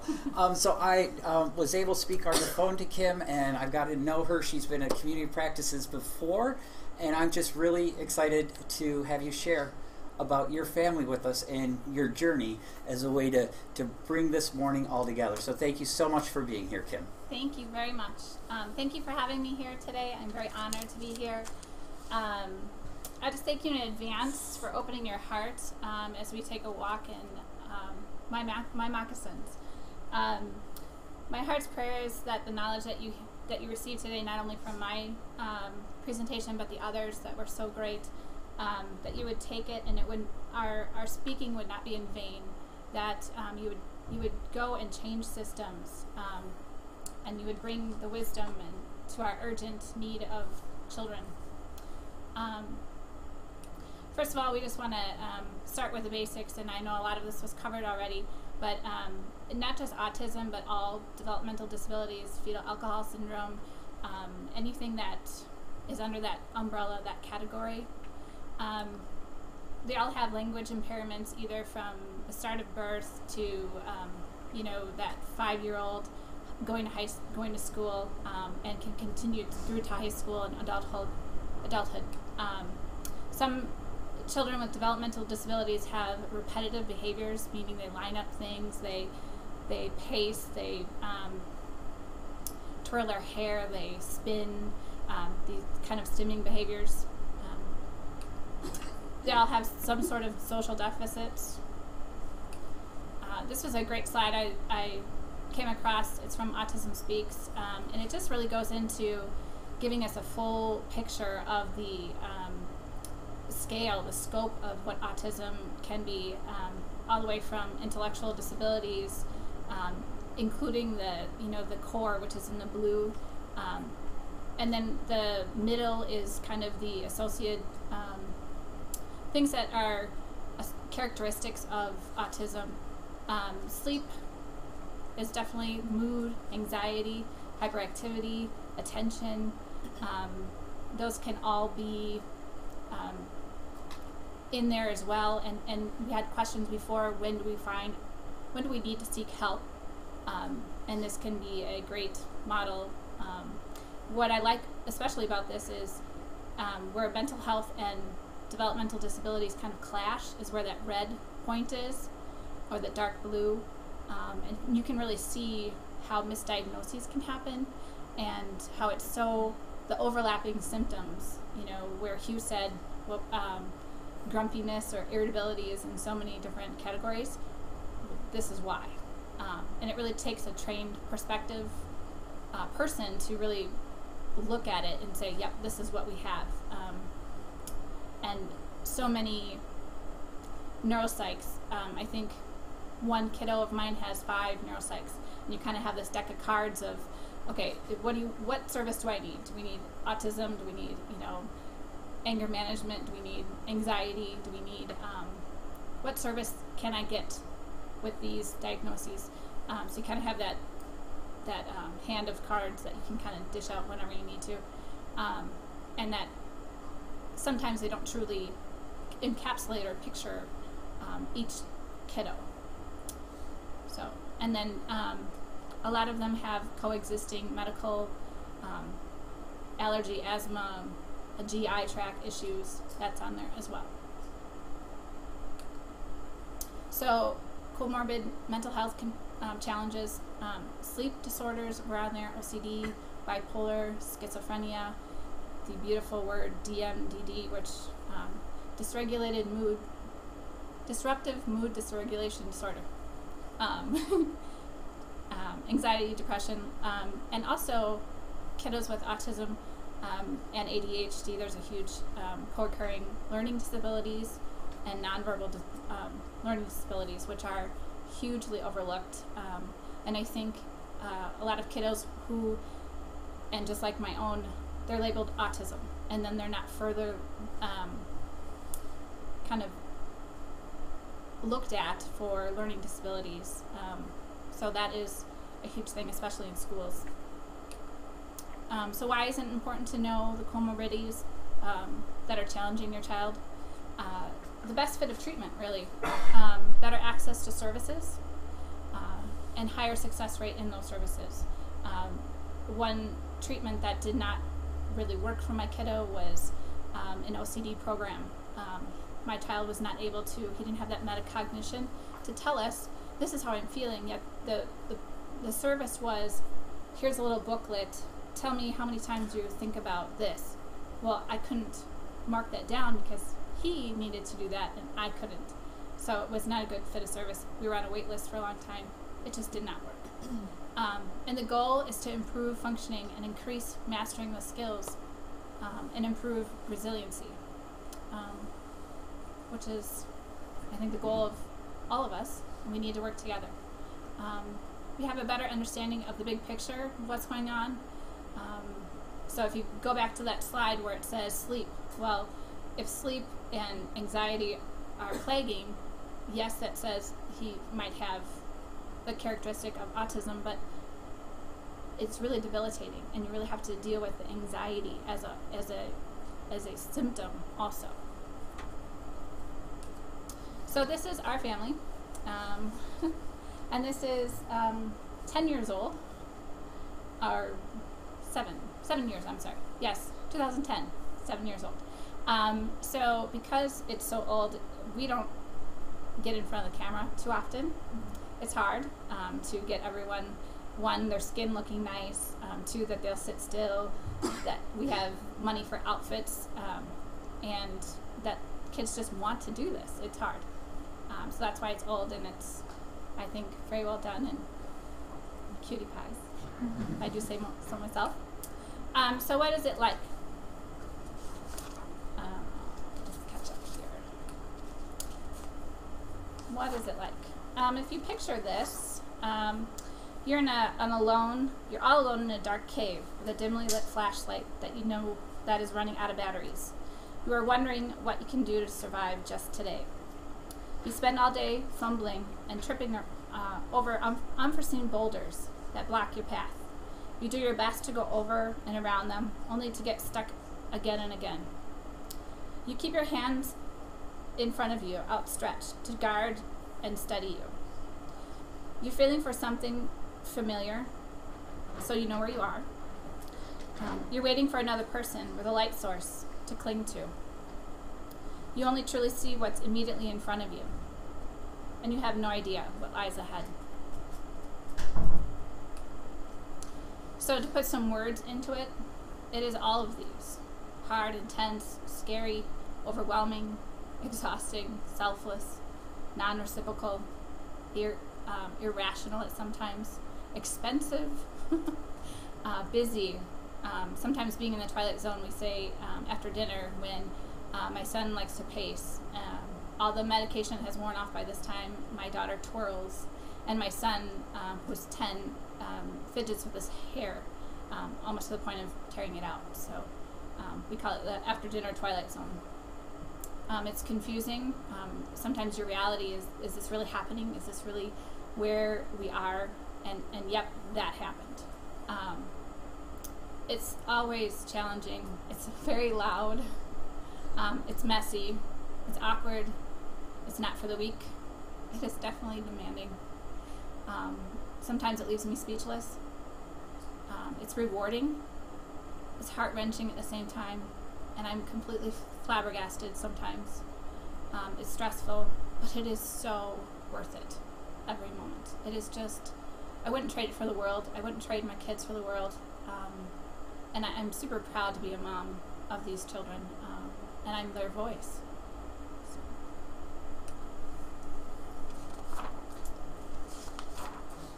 As a small girl, I envisioned my family would be a normal, happy family, that we would have fun together. I wanted to spend time together, to go on vacations, to do arts and crafts, to go to church together, or to go to a family bike ride on nice days, read bedtime stories, and have deep, meaningful conversations. As a teen, I babysat for multiple families and spent many hours reading, playing games, going to the park, making them dinner. I thought that I knew what it took to raise a family. I was totally unprepared for the reality of what motherhood would bring me. This is a picture of my hubby and I. We were married. We were high school sweethearts. Married in 1996. I had to do some deep soul searching over what the dream I had as a child would be, and I struggled with that. The reality is a large percentage of special needs parents, families, get divorced. We've had our beautiful moments and we've had our challenging moments, and we have our ongoing arguments. I think the one thing that saved us was the automatic toilet seat going down. Home Depot saved our marriage in multiple ways. And we just celebrated our 20th wedding anniversary, so yay for us. And so we were blessed with 4 beautiful children. 1999, a boy, Xander. 2003, Adriana, my first girl. AJ was born in 2006, and 2008 was Ashley, my final child. In that slide, it does not say. I also had the care of my niece, who was a week younger than my youngest child. So at that point, I had a 6-year-old, a 4-year-old, a 2-year-old, and 2 infants. And it was, like I said, crazy. But I did it. This is Xander, currently 17. He's diagnosed at 13 with autism, depressive disorder, NOS, ADHD, anxiety, that beautiful DMDD, and excoriation. I knew right away at birth he was different. Couldn't really put my finger on it. I asked the hospital and they said they didn't really answer. They just kind of passed me off. My son's first 6 months was extremely difficult. I didn't know what it was. I didn't know how it was supposed to be. He wouldn't eat. He had to work hard to soothe himself. He wouldn't soothe himself, so we had to soothe him. I remember always having to have a hand on him. His cheek to this day, he sleeps with his hand on his cheek, but even riding in the car, he would scream bloody murder and just turn red if I didn't have my hand. Imagine driving this. He had to be in the middle seat, so I could always be calming for him. To this day, I'm still his co-regulator. And he's like suction cupped to my side most times. We have a very small kitchen, and I say turning right, and he'll turn right with me, and turning left. It's challenging. As he grew up, he did not have a lot of language. I taught him how to sign. He would get very frustrated over just the littlest things. It was so hard to have him communicate. He would pull me off the couch or, into the room where he needed me to be. We never had a consistent babysitter. We always had to call in family and friends, and then we burnt them out over time. And I didn't realize what we were dealing with. I knew I needed help, but I didn't know how or who to go to. This is Adriana. She's currently 13, diagnosed at 9, and actually we had to go through like the Dean Center, which was, they were doing a medical study, and because I couldn't get a neuropsych appointment fast enough. I wanted immediate help, and our wait lists were at least a year long. But through that study, they did some neuropsychs on her, and her IQ was out of range. At age 9, she was over 149. Just amazing. And we haven't had one since, so I don't know where she's at now.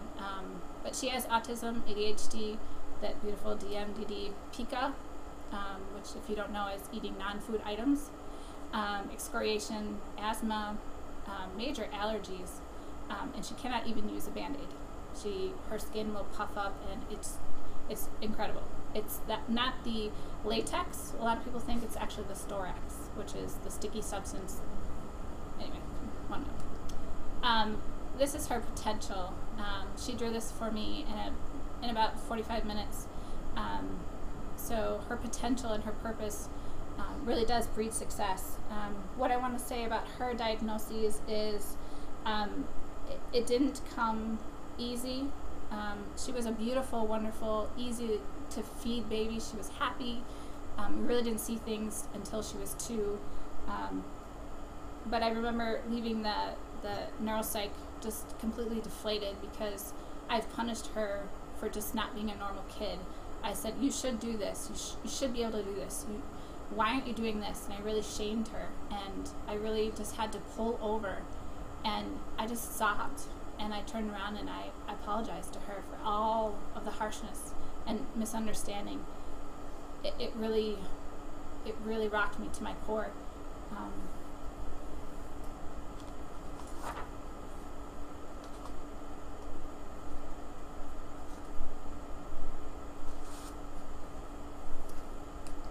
And then we have AJ, who is currently age 10.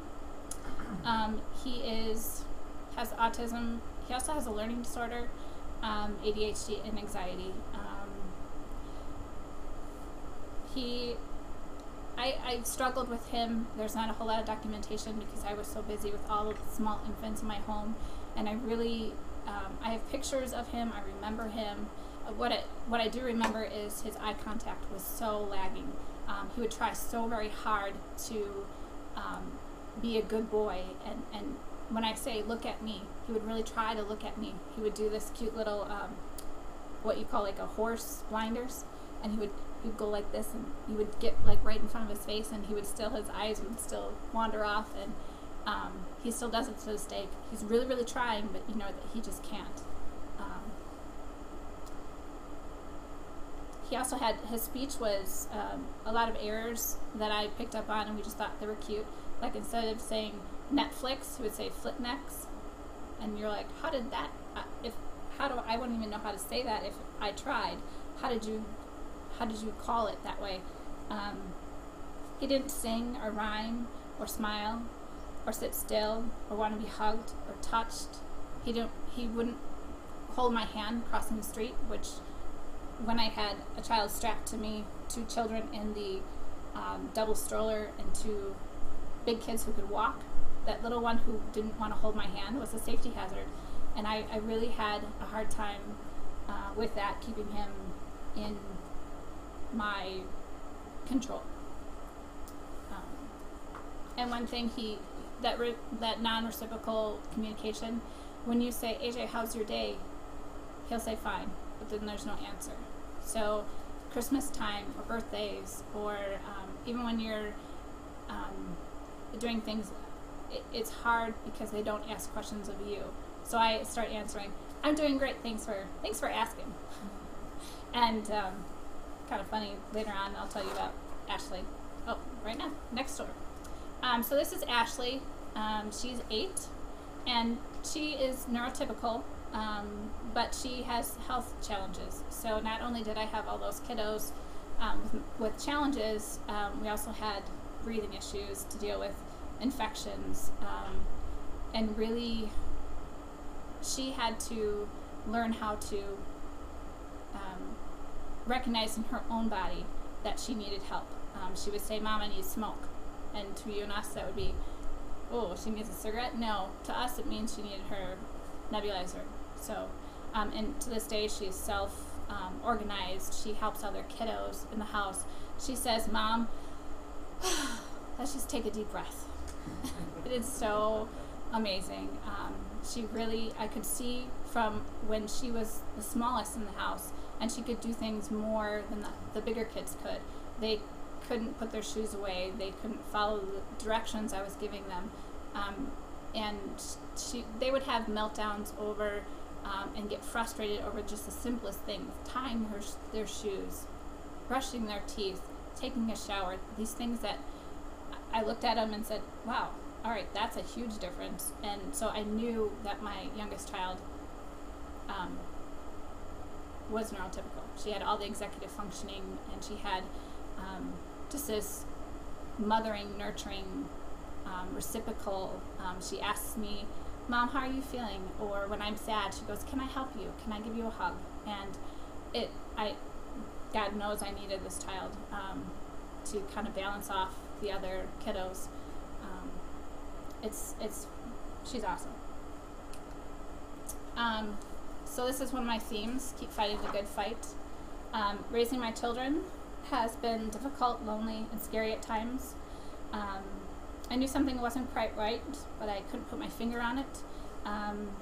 We weren't thriving. My dreams of having this happy, healthy family was simply just fading away. I needed somebody to show me that there was a better way, and I think this is where parent care specialists could have really been helpful. We've had to hang on and continuously fight the good fight. We had to make choices as a family to put food on the table, or pay the bills, or put gas in the car. There have been multiple times where Adriana and Xander and AJ are hospitalized at the same time, and then Ashley, or we'll have a situation in the house where Ashley needs medical treatment, and I have to pack up everybody, and we have to go to the hospital, and they don't want to come with me, and I'm like, "Hey, she can't breathe, we need to go." And they were like, "No, I want to play video games." And you're like, oh. "Okay, let's try this again. You must go with me." So it's hard. And then not having family and the support that I need is truly a hindrance to us. We continually are in survival mode. We see the walls of our dilapidated house. We walk on eggshells most times, and we do the emotional two-step. We are hyper-vigilant because we cannot endure the harsh behavioral fallouts that you know are going to happen day to day. We don't do things as a family. It's very hard. It takes a lot of effort to pack things, to organize things, and it's just so much easier just for my hubby and I to go out, and we've had to learn to get respite because the kids are not happy, and why should we challenge the kids to get out and do the things we want to do, but they don't want to do. They have no interest in doing the things we want to do. We want to go roller skating or going to the park, and they're just like, "Meh, not so much." We consistently live in the edge of physical, emotional, educational, and mental health crises. There was so many times that I could tell you about smashing plates, and this is just one of our walls that have, I will say, a slight imperfection. In 2012, our family was on the edge of disaster. We were lost at sea in the middle of a huge storm. Xander's behaviors were more than we could handle. Xander was struggling to even attend school. Adriana's behaviors were escalating so much that I was so clueless. One time when Xander and Adriana were both in different hospitals, but hospitalized in the same, psychiatric place, they said, "Do you know about autism. Have you ever heard of autism, Mrs. Coronado? So I heard that from 2 different hospitals in the same week, and it was life-changing. I didn't know. I researched. You know, they say a mom who is worried or frustrated or angry does better research than the FBI. Well, I was her.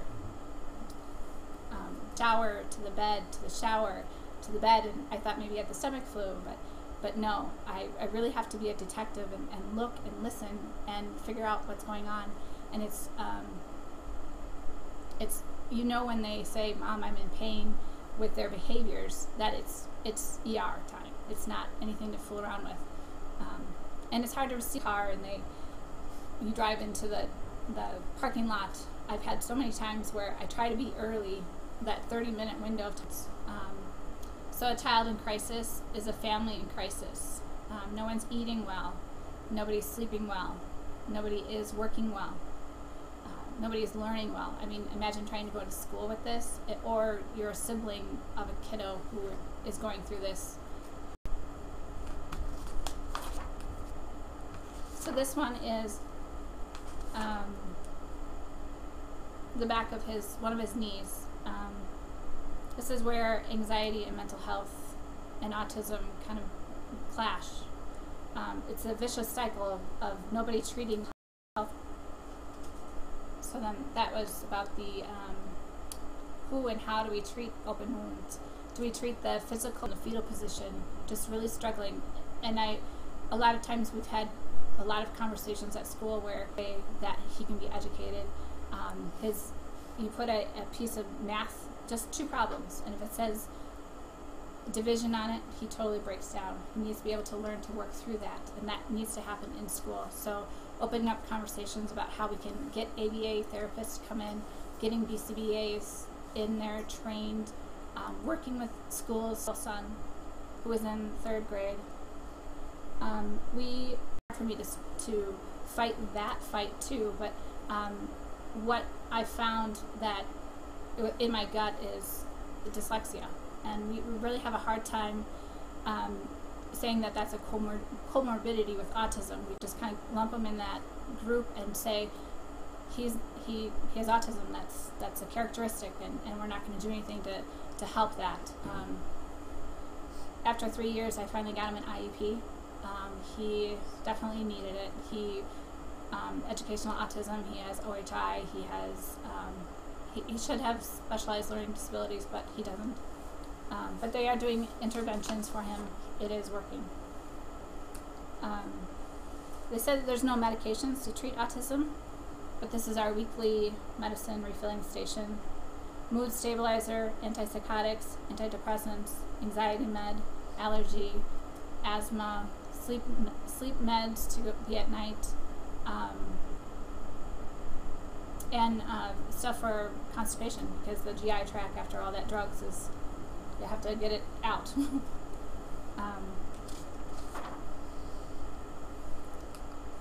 So my oldest son, these are some books he picked out at the library. You and I would think, oh, he has an interest in military, he has an interest in special forces, maybe going to the Marine Corps or whatever. No, my son has anti-government paranoia, I will say. He's been attacked by officers so many times because his perseveration of being attacked, he now wants to fight the government and take down people, and it's really disheartening because I want more for my child. But he's stuck in a place of trauma, and because of his autism diagnoses, a lot of people won't help treat him.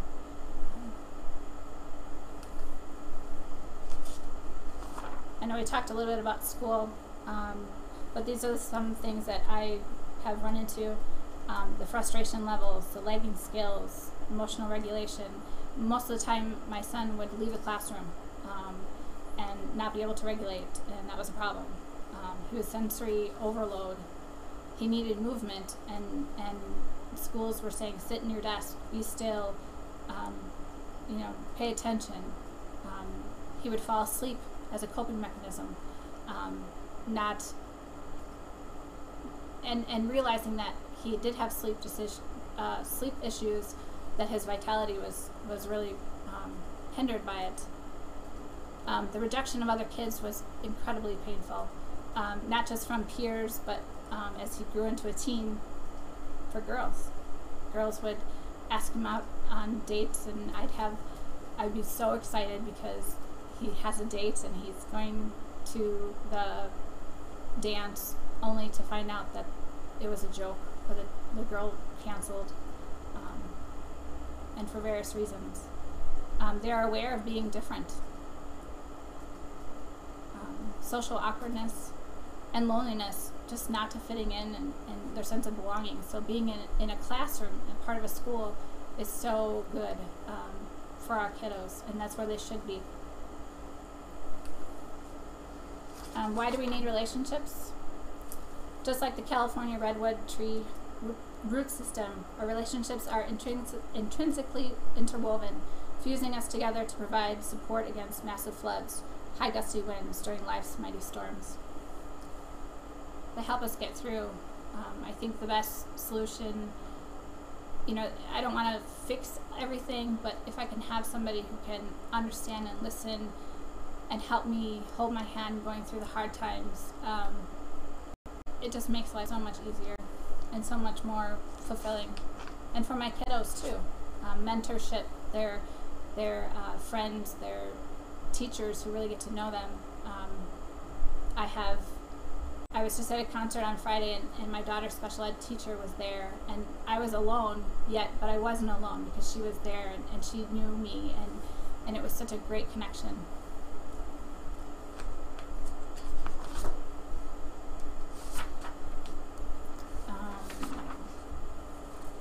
I do want to talk about some police instances. I guess that slide isn't on there. I'll go back for just a minute. So the relationships are important, especially when the police are involved. My son has had numerous, I think over 15 police interactions with tactical situations. Some said have stemmed from school.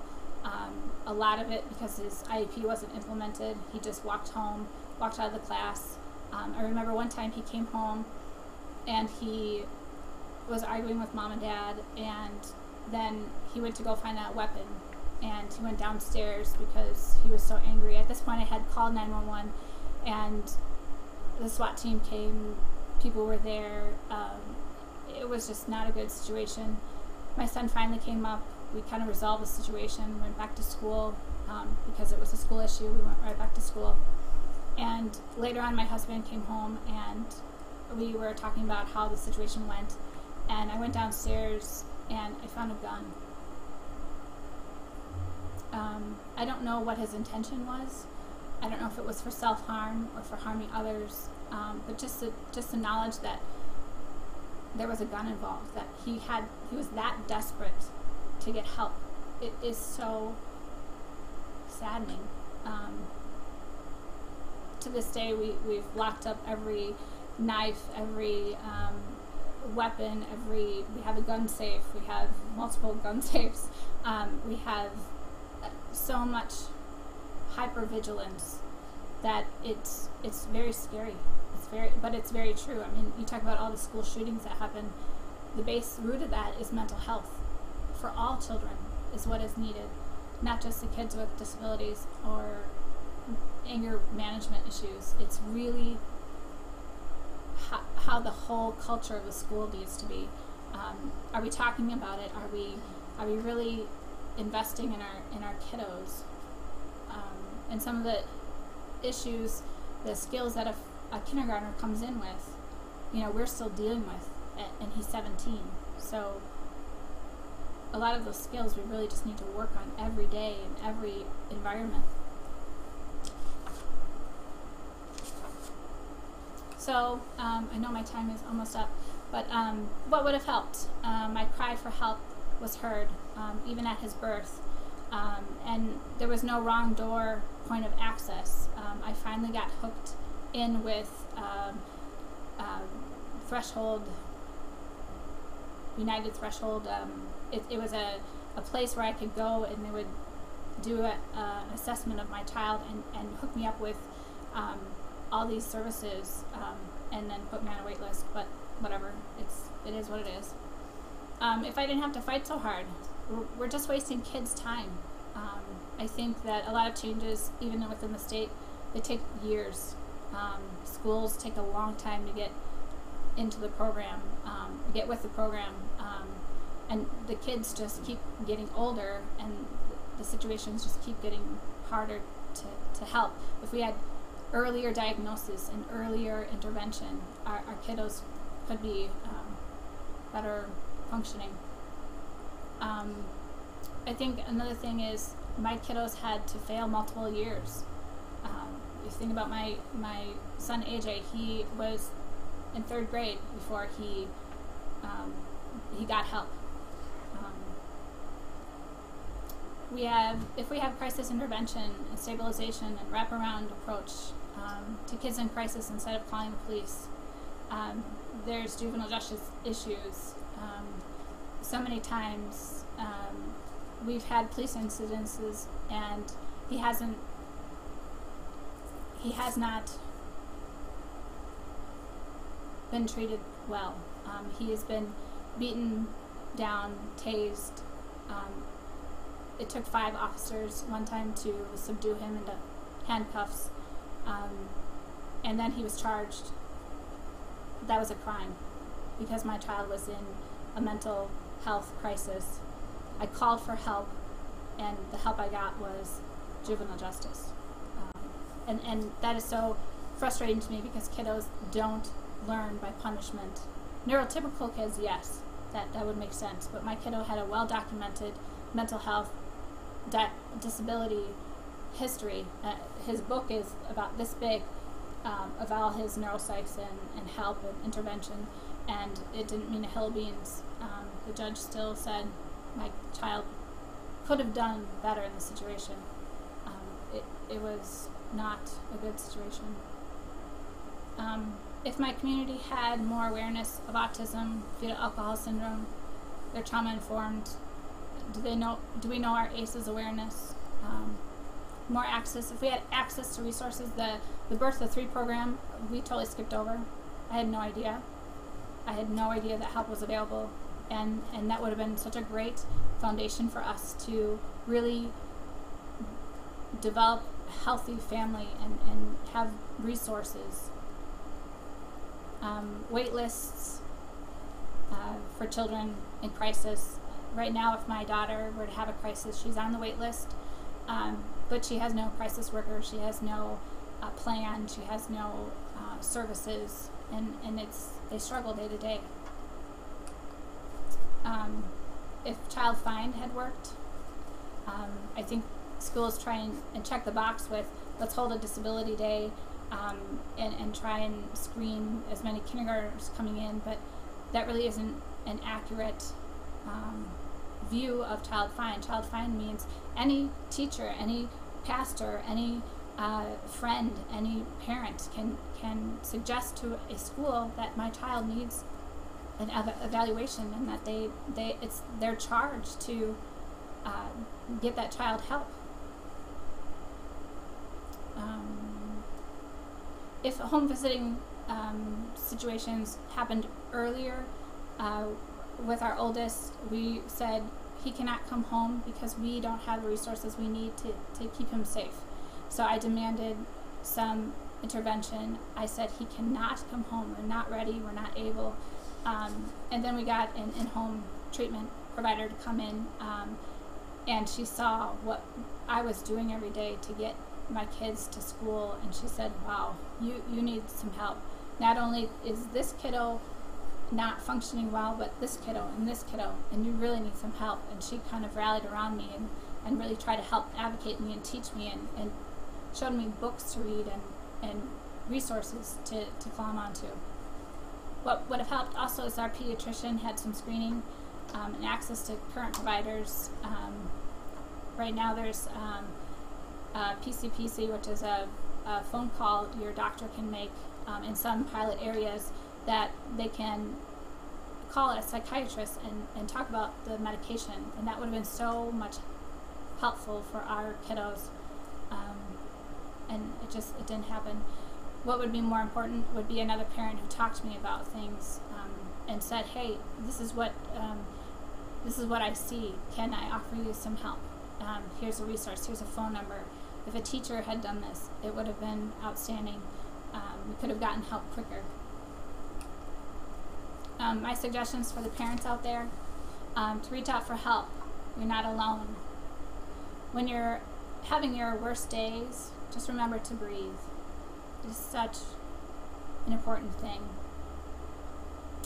To be consistent and follow through with discipline or scheduling and meals, it is so important. Speak up for your needs. Take time for yourself. We had respite. We have lots of respite. We use all of our respite. To find your voice and to keep being the squeaky voice until you get what you need. Some questions that I might want to ask. What can you do by Tuesday to improve your knowledge on child development? Do you know your own ACE score? Do you have your own resiliency plan? Do you have a self-care plan? How are you doing as an agency or school or as a parent to positively impact children's lives? Are your policies trauma sensitive? Are your discipline, is it disability friendly? There we go. Are you proactive or are you reactive? Do you have current resources available at a dime's notice? How can you provide light to another parent? A fellow general education teacher we talked about earlier about the general education teachers don't have a whole lot of training in special ed. Your neighbor. I've talked to a lot of my neighbors because they see behaviors, they see the police, and it's a really good opportunity for us to spread awareness. Even the cashier at the grocery store. My kiddos have no concept of the self-checkout has a scale, so you shouldn't take the bag off. And then it screws up your transaction because you took the bag off. Well, you know, the cashier is yelling at you because now she's got to come over and wave her little doohickey to make it clear and go away. But really, she needs some autism awareness. And the grocery store is a great place. How are you raising awareness of autism, positive mental health for all children, reducing toxic stress for providers, for doctors, for yourself, your school teacher, other resources? Are we working together to change policies and laws and hinder children from becoming resilient?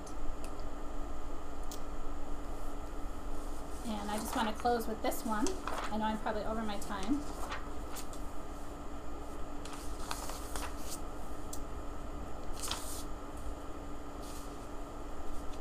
Sorry about the lag. I'm only one parent with one voice and one spark. Together we are stronger. We can reach more people. We can build a better light source and become a lighthouse that emits a beacon of hope that can be seen far and wide, and hopefully reach those who are in a storm or in a dark cave.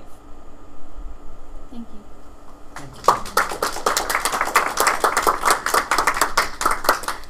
Thank you so much for sharing your journey and your story and your resilience with us. You have probably paved the way for other parents that will follow, which didn't help you at all, but it's going to help them. And that's that part of that selflessness that you talked about as well. So thank you very much.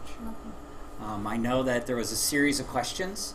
Hopefully you're able to jot a few down. There was a lot there, a lot to take in.